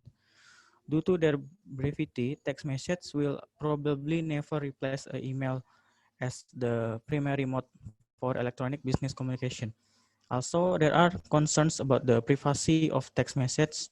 And finally, general business expectation are that sending text message at work is not good use for time or is undesirable behavior. And then the last is video conferencing. Video conferencing or conducting virtual meetings has long been in an important communication mode at the workplace. Virtual meetings may be through the telephone only, or they may be face to face. Skype has made it possible to speak to one or more person face to face nearly everywhere in the world. Video conferencing is advantageous because we are able to discern emotions through the tone of voice and or facial expression. Most large organizations depend on the video conferencing to coordinate works among employees who are not collocated. Accenture, a technology consulting firm, installed 35 video conferencing rooms at its office around the world. So I will continue the presentation. Next is about nonverbal communication. Nonverbal communication is the sending and receiving of thoughts and feelings via nonverbal behavior. Nonverbal communication includes facial expression, posture, gesture, and tone of voice. The meaning of a message can even be negated by a facial expression or a person rolling their eyes. For example, if a person says, I love my accounting class or management class and rolls their eyes, it means the opposite of what they are saying. If a verbal message contradicts a non-verbal message, the non-verbal message will carry the meaning. So non-verbal communication serves the following function in organization. The first is display of personal attributes. Non-verbal communication reveals the information about a person's personality, intention, and attitudes. In other words, people give off signal to what they are really think and feeling, and then establish of dominance and hierarchy. Non-verbal cues of power are responded to with non-verbal cues that signify submission. Other non-verbal behavior associated with power include talking time and interruption. In addition, eye contact, tone of voice, and facial expression are used to signal the people who is in control in organization. Third is promotion of social functioning. Beyond influencing others via dominance and power cues, followership and social coordination can be achieved via nonverbal display of competence, prestige, and persuasion. For example, people are more likely to follow the people who exhibit charisma and nonverbal behaviors are an effective tool in communicating this element in charismatic leaders. And for example, confidence passion through body language such as animated body gesture and voice and message expression contributes to a charismatic leader effective. The fourth is display of emotion. An employee emotional displays influence the emotional experience to the other employees due to the emotional contagion process. Emotions are manifested via facial expression, body gesture, and tone of voice, which are processed by other. For example, authentic smiles as compared to inauthentic smiles lead to greater positive customer emotional reaction and good customer employee rapport, which influence customer satisfaction. Next is silence. Employee silence is the intentional withholding of meaningful information from management, which includes asking questions, expressing concern, and offering suggestion. A diary study conducted with professionals from diverse organizational found that employees with negative effect were more likely to be silent when they are also had high level of rumination. In other words, employees who have negative emotion and also worry about their job situation are more likely to withhold information. This effect was even stronger for employees whose jobs had high demand for problem solving. Then is leadership implication, the managing of meaning. In an influential Harvard Business Review article, Deborah Tennant stated that talk is the lifeblood of managerial work. Without a doubt, spoken communication, in example, face-to-face, phone, or video conferencing, is a powerful way to influence others as a leader. But we have also learned in this chapter that talk does not only mean verbal face-to-face conversation, but may also mean electronic communication and the powerful influence of nonverbal behavior. The knowledge and skill discussed in this chapter are essential for a leader to be effective. This is because the leader manage meaning for their followers. Leaders create a frame of reference for the employee, particularly during times and organizational change. So the conclusion is leader influence followers through effective communication that help them make sense of organizational events. They also use effective communication to give followers a sense of meaning in their work, which motivates the employees. And in this chapter, the communication process has been presented, followed by the discussion and barriers to effective communication, including communication apprehension. Communication in organization flows in a direction through networks, including the graphics. Finally, now new form of communication have been covered, including the emergence of power of electronic communication and social media. All communication is filtered by culture, and cross-cultural and intercultural communication has been discussed.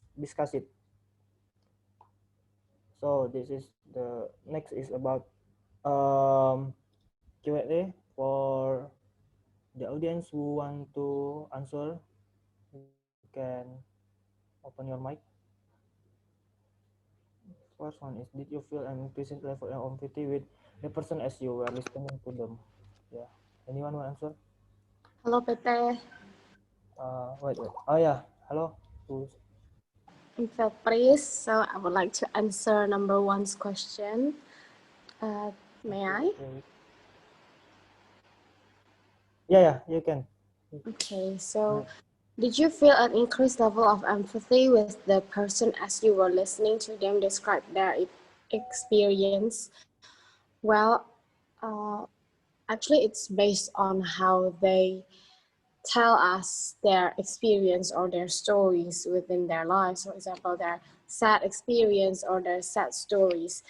It's more on how they describe it themselves or on how we listen to it. If the person is quite communicative, which is very interactive in words that he or she can express his feelings pretty well through the words that they're telling us, so it could make us directly feel it just by hearing it to what they talked about.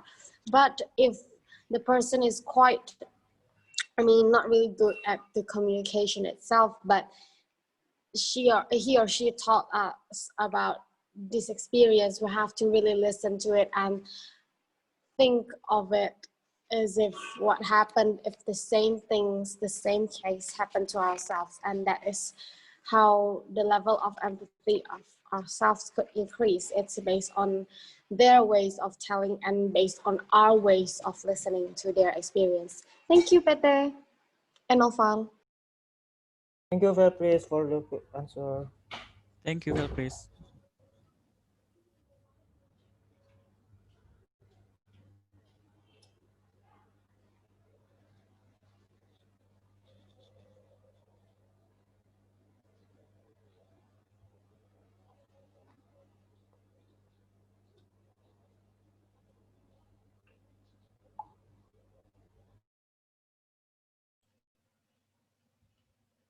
I'm sorry, there is some problem with Eric connection.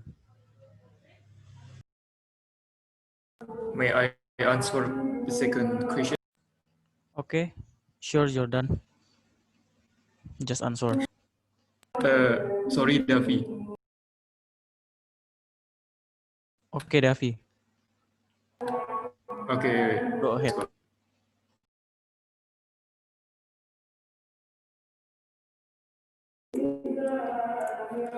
The question is, how accurate were you in identifying the person's value, needs, and belief, and were you surprised at your feedback?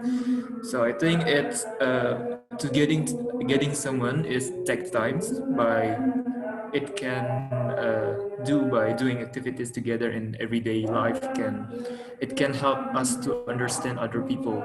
For example, if you have a friends on or the employees, like if we are as a leader and we have an employee, if we want to know about the values, about the need, about the everything from our employee, we have to do a communicate. It can be a verbal and non-verbal. So the conclusion is, if you want to know other people, you have to do a communication. The good communication, it can be a verbal and non-verbal, and you have to listen every single word from the person that you want to know more. That's it, my answer. Thank you. Okay, thank you so much, Davi. I'm sorry, sir. May you return the house to Eric, sir?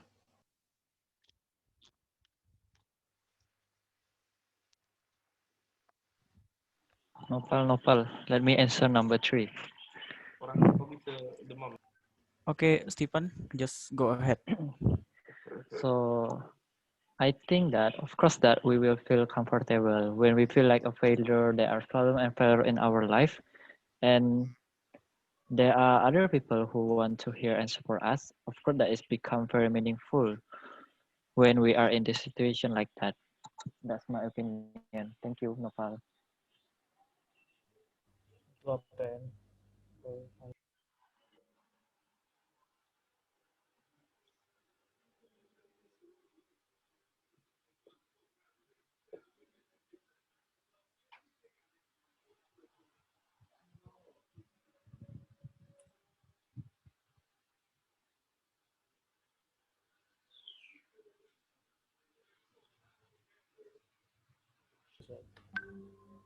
Is there no one want to answer the question number?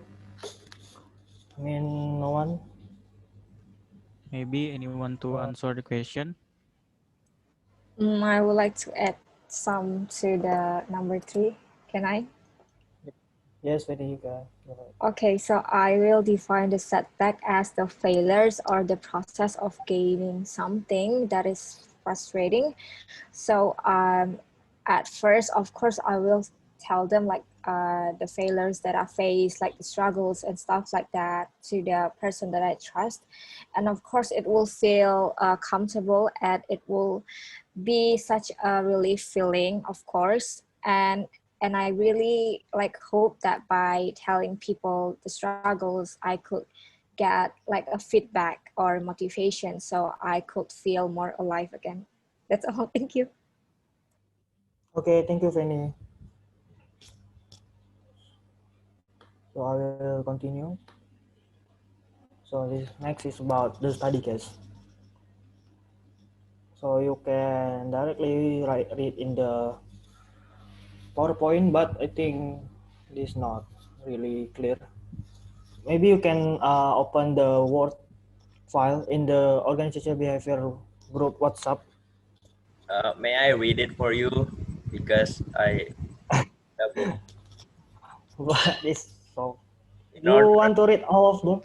yeah, Huh? yeah, but Really? all of it, yes. Most of the time. PT, I already answered it. I want to answer it later. Okay. Don't read it. It's not good. You can read your book. What, sir? Excuse me, sir. Your You can read it on your book. The book is the question. We cannot hear you, sir.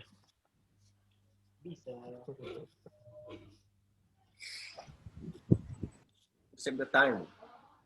Oh, save the time. Okay. Nggak jadi PT. Yeah, no problem.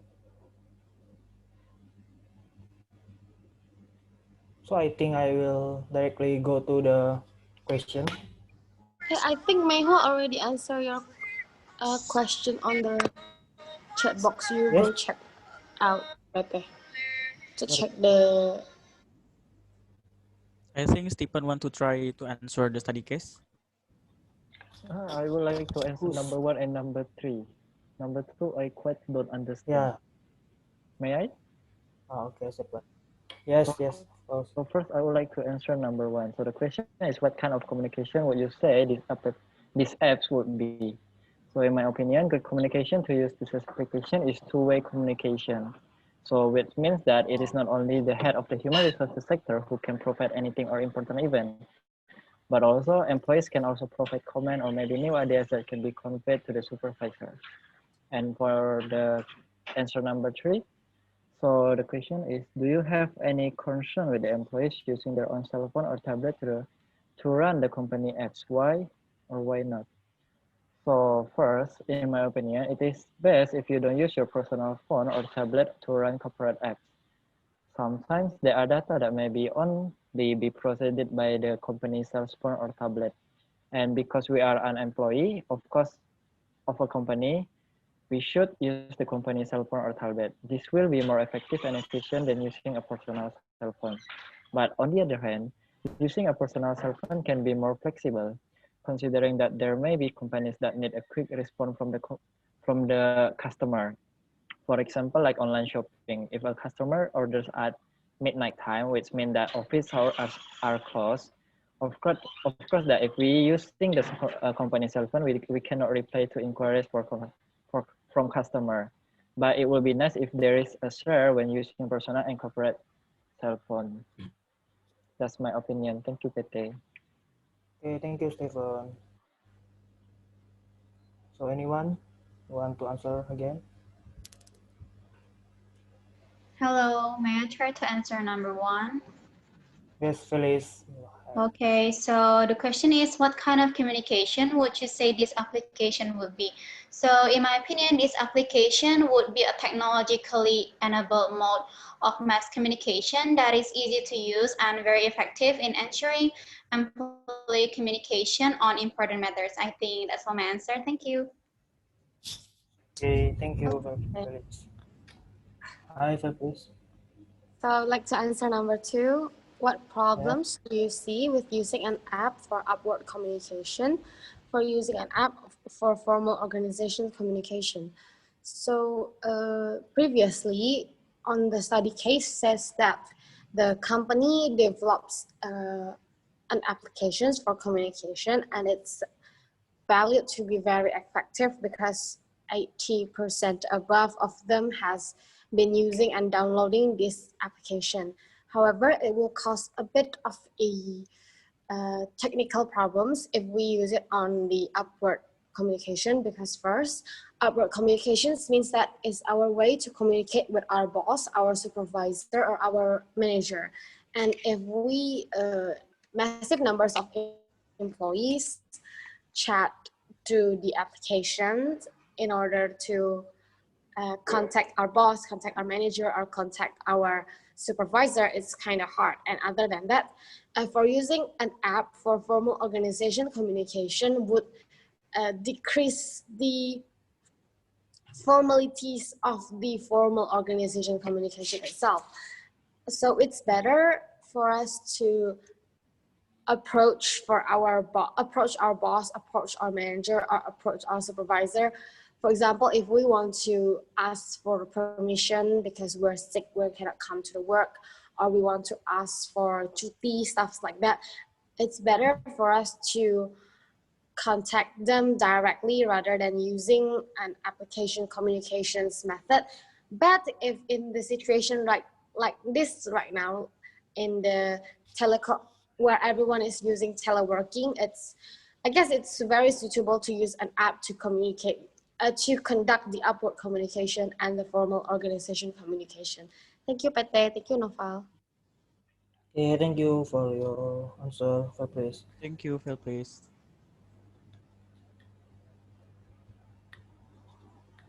So the other, no one want to answer again?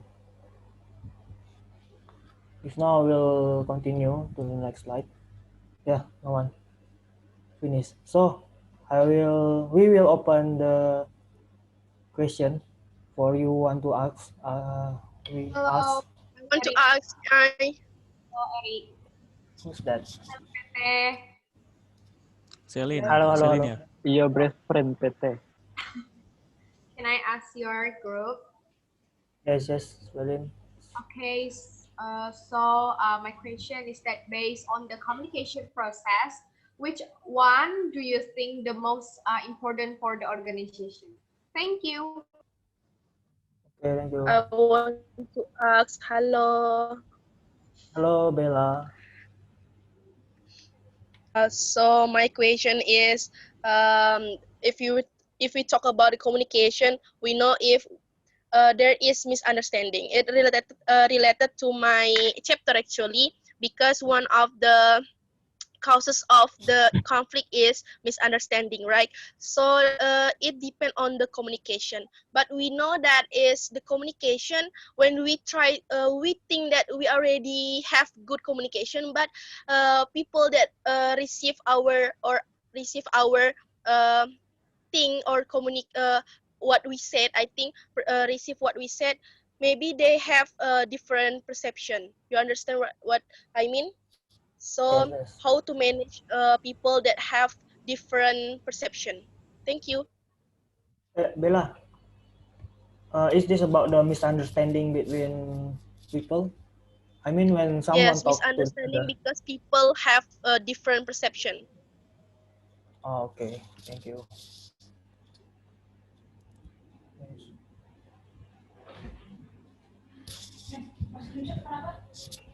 Bentar.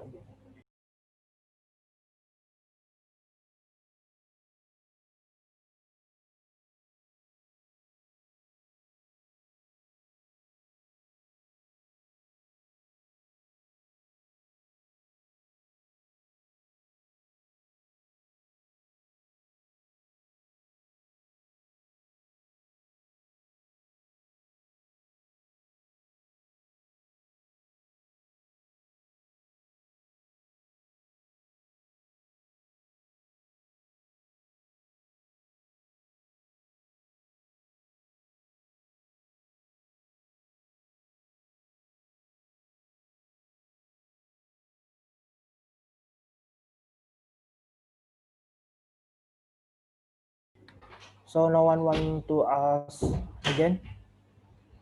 Yes, now we will discuss about the answer for Celine and Gigi question.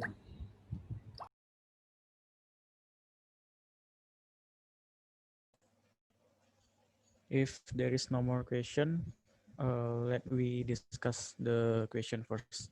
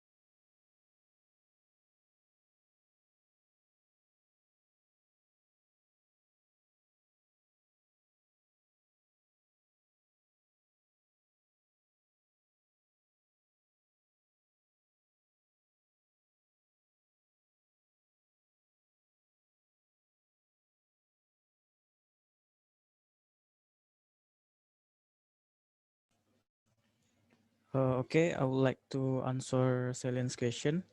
The question is based on the communication process, which one do you think is the most important for the organization? So actually, all of the element of communicating process is very important because you can imagine that if one of this process is lost, the communication will not occur properly. Okay, I think that's the answer. It's very not not very complicated. It's just a simple answer because the element of communication process is very important. So if one of this process is lost, the communication will not occur properly. Okay, Naval, thank you for your very clear answer. Thank you. Okay, Celine, thank you. You're welcome. So, yeah. Then I will answer the Gigi question about misunderstanding because of different perception. So, the different perception or the wrong perception is because sometimes it happen because we give the perception based on our first impression to the people. It can be a stereotype or we can call it prasangka or first impression actually. So how to avoid this misunderstanding or because of different perception. So the first is we have to empathy. The misunderstanding the different perception can make the misunderstanding. One of the solution is increase our empathy with the people who are we are talking about. So we have to look to see from the point of view the other people. So with that, we can know about their perception, and then we can compare it with our perception. What is make this guy or these people think different with us? So if we can do that, we can we know the reason why they can do different with us. And then next is we have to increase our tolerance, yeah, sikap toleransi, because we have to try respect the other perception, and then we have to know what makes people actually it's same with the empathy. We have to know why people think different with us. We have to survey or maybe reset the what meaning mengapa orang berpikir berbeda, mengapa mereka bisa berpikir berbeda dari pikiran kita. Kita harus melihat dari sudut pandang mereka. Jadi tidak hanya berpendapat dari sudut pandang kita. Jadi untuk menghindari kesalahpahaman karena berbeda persepsi, sebenarnya dari dari memandang dari sudut pandang orang lain gitu lah intinya. Z, have you got it? Sorry if Yes, not. of course. Thank you. Mantap, Tete. Mantap. Mantap.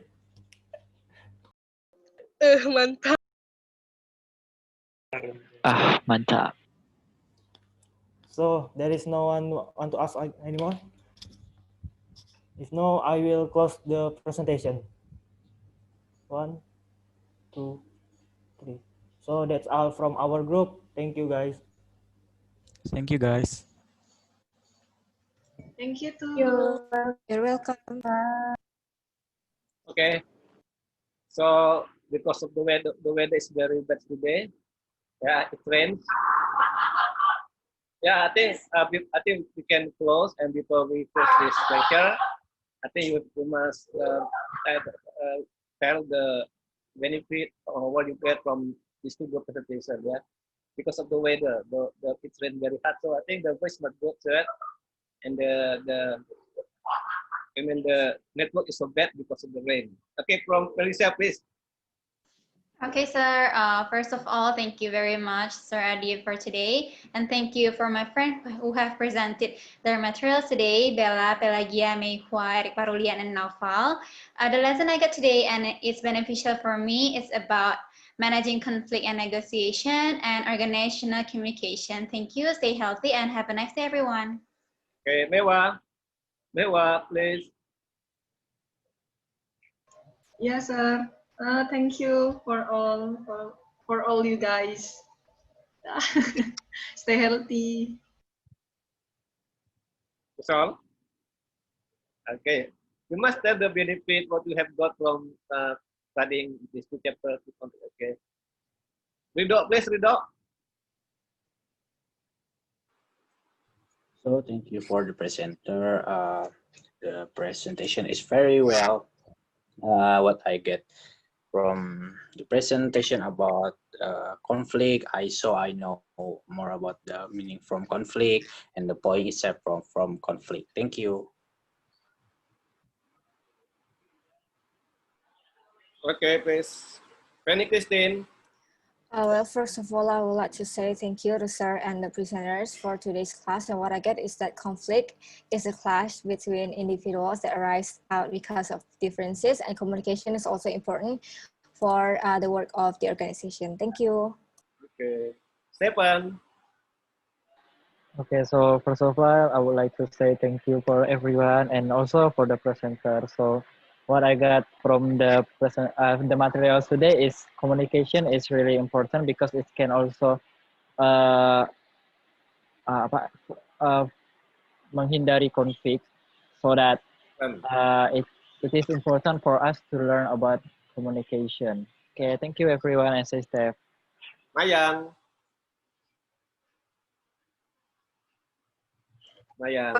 So, okay, hello everyone. So I want to say thank you to Saradi and all of my friends.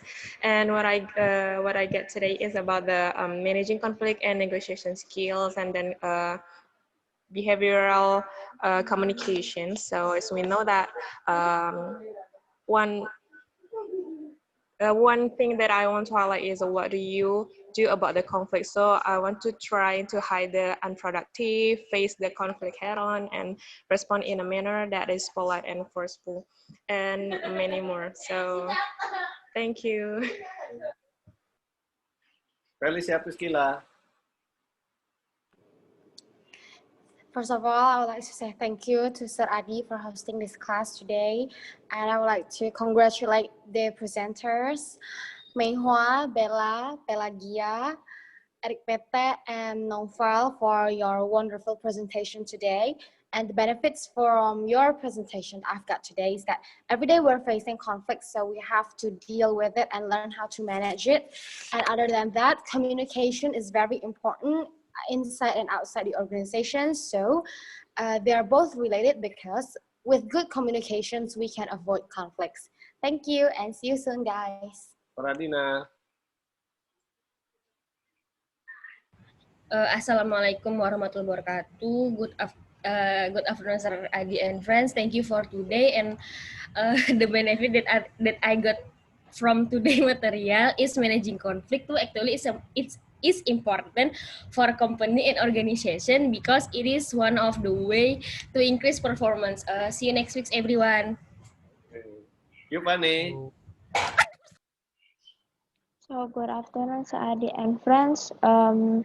Today's material I read that I got from the presenters today are that we need to find a way, a solution to fix the conflict that may occur on the company, and communication is also important to prevent mistake information. And that's all. Thank you. Julian.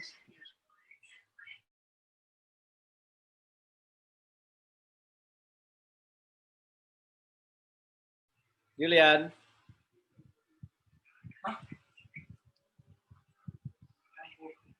Julian.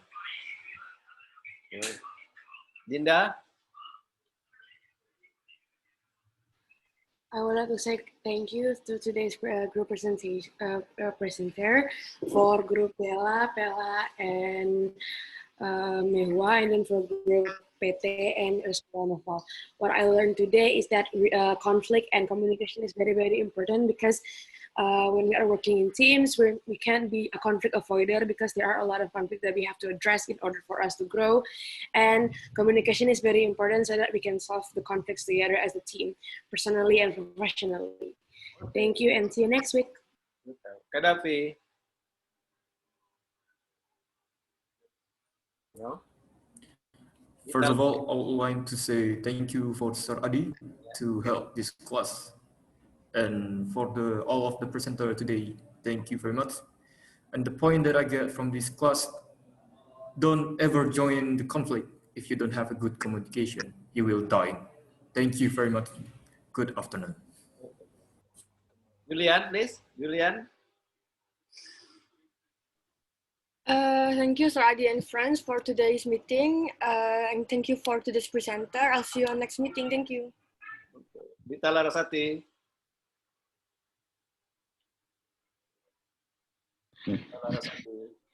Thank you, Sir Adi. Thank you, friends. Thank you for the presenter. Such a good material delivery. From the lesson that I got today is we can know more about conflict management and how to build a good communications. It is necessary to recognize that conflict is a completely natural, normal, and even healthy component of any relationship. Conflict is the expressions of our own needs and can help the relationship grow and improve when both party needs are clear. I hope what we studied today will give benefit for us. Stay healthy. Have a nice day. See you next meeting. Okay. Alda Rifutri. Alda. Alda. Where's Alda? Where is Alda?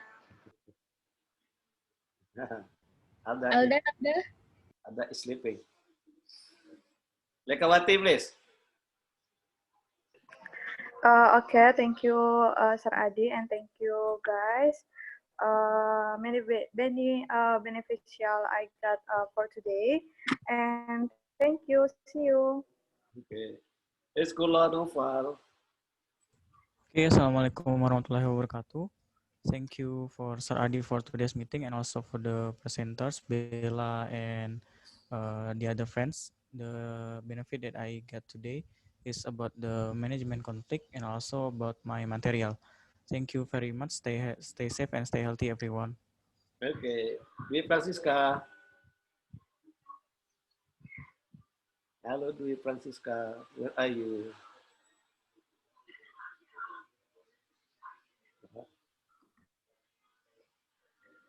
Riana? Riana Deta Mawarni? Thank you for Sir Adi and thank you for the presenter today. So I know more about managing conflict and negotiation skill. So see you next week, guys. Aggie.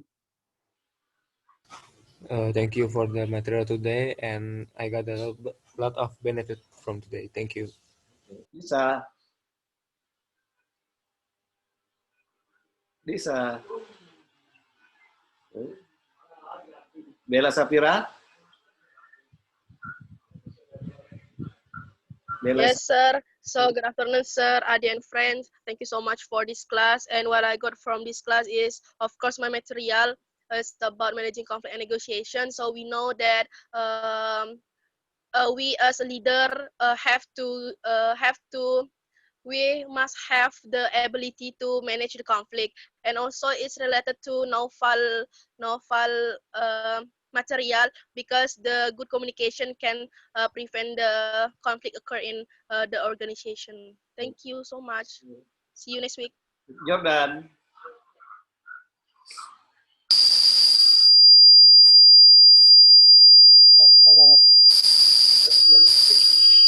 I could hear your voice. Jordan. Jordan like Mike kau Jordan. Mati. Mike-nya Jordan. Mike, kau suara semut. Sakit Jordan. Ultrasonic. Please matikan mic kau ya, Jordan. Turn off your mic, Jordan, please. No problem, Jordan. Alright, thank you. Sangka kalah. Jangan main-main. Matikan ya, Jordan, mic kau, sumpah aku. Matikan ya, Jordan, chat ya. Besok naik IQ. Pakai bahasa isyarat ya, Jor. Okay, Stephanie. There's something wrong with the network. Stephanie. Okay, so thank you for the presenters today, and today I got a lot of benefit about conflict management and communication. Thank you, and see you next week. Ma'ruf. Hello, sir. Hello, everyone. Thank you for the presenter. Sir, may I answer the question that you gave to us on the group about organizational communication? Please, answer. Okay, thank you, What? sir. So the first question is, what is organizational communication? So organizational communication can move in a variety of directions, can be formal and informal in nature. Organizational communication is the exchange of information among two or more individuals or groups in an organization that creates a common basis of understanding and feelings. So second question, what is downward communication? Of course, when high-level employees can communicate to those at lower-level organizations, typically they communicate about how to do the job, performance goals, performance policy, and how to the company performing. So the third question, what is outward communication? So of course, when lower-level employees communicate with those at higher level, like giving Maruf, I opinion. also already answered it. Please give it to me also lah. Oh, okay. So like giving opinion, complaining, gives idea, etc. So the fourth question, what is horizontal communication? Of course, when someone in an organization communicates with others at the same organization level, managers often depend on each other to help to get the job done and also to coordinate resources and workflow. Okay, continue, Stephen. Okay, good. Okay. No lah, it will take a long time. Number 5 and number 8. The closing comment from Ma'ruf. Okay, thank you guys for everything that you gave to us. Thank you for the presenters, and I got a lot of benefits for today about communication in the company. Thank you. Okay. Dela Komara ya. Dela. I would like to say massive thank you to Mr. Adi and today's presenter.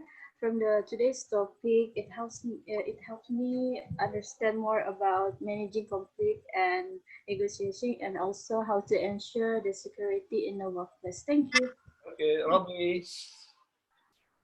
So hello everyone, good afternoon. Thank you for today, especially for the presenters who have present today.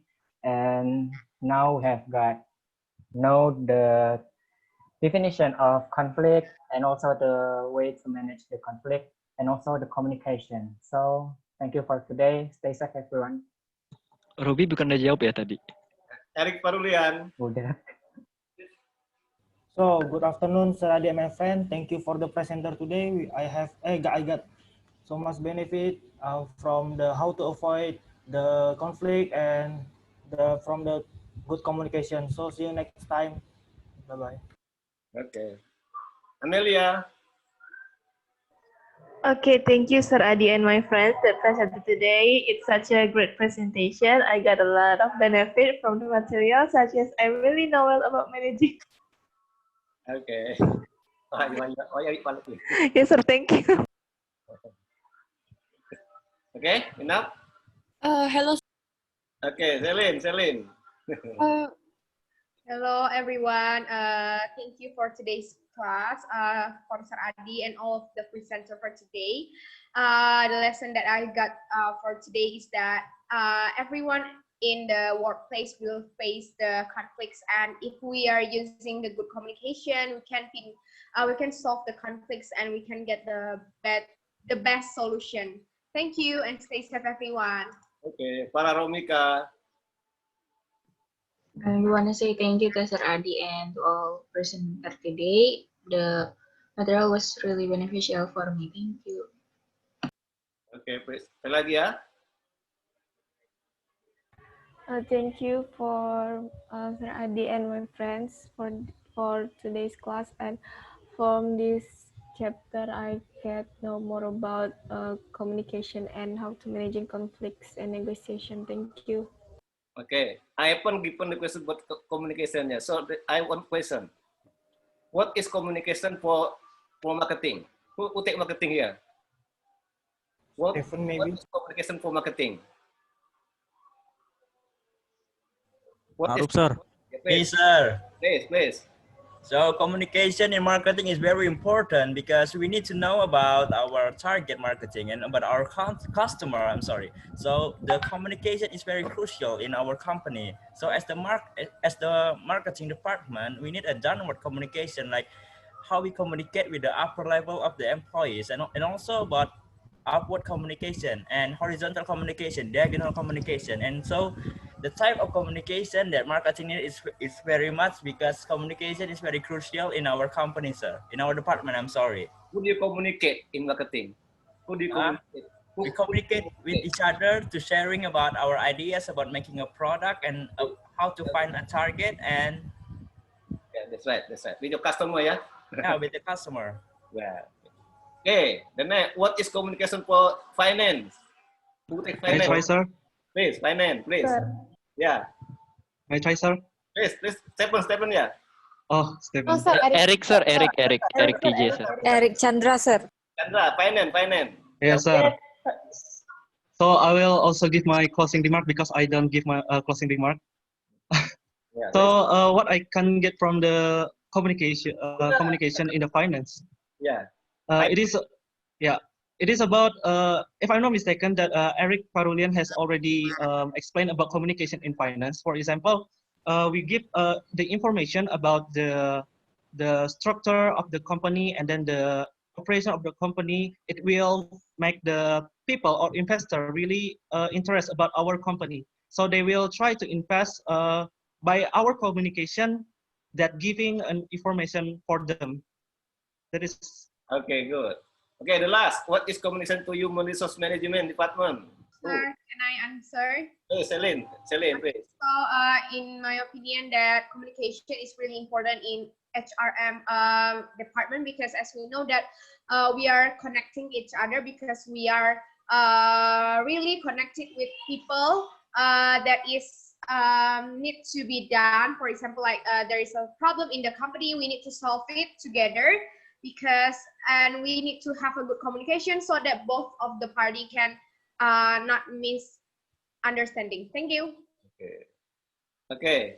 So I want please look at Alexandra's face. Can you look at Alexandra's face? Yes, sir. What can you get from this face? What can you know? It's also communication, sir. Right? Signing simmering splendid, sir. what can you get from Alexander's space? He is just like focused on one side, I think. Right. Like he's just like focusing on that. What? Celine, your mic is muted, Miss Celine. Oh, sorry. So I think that Eric Chandra is now on focusing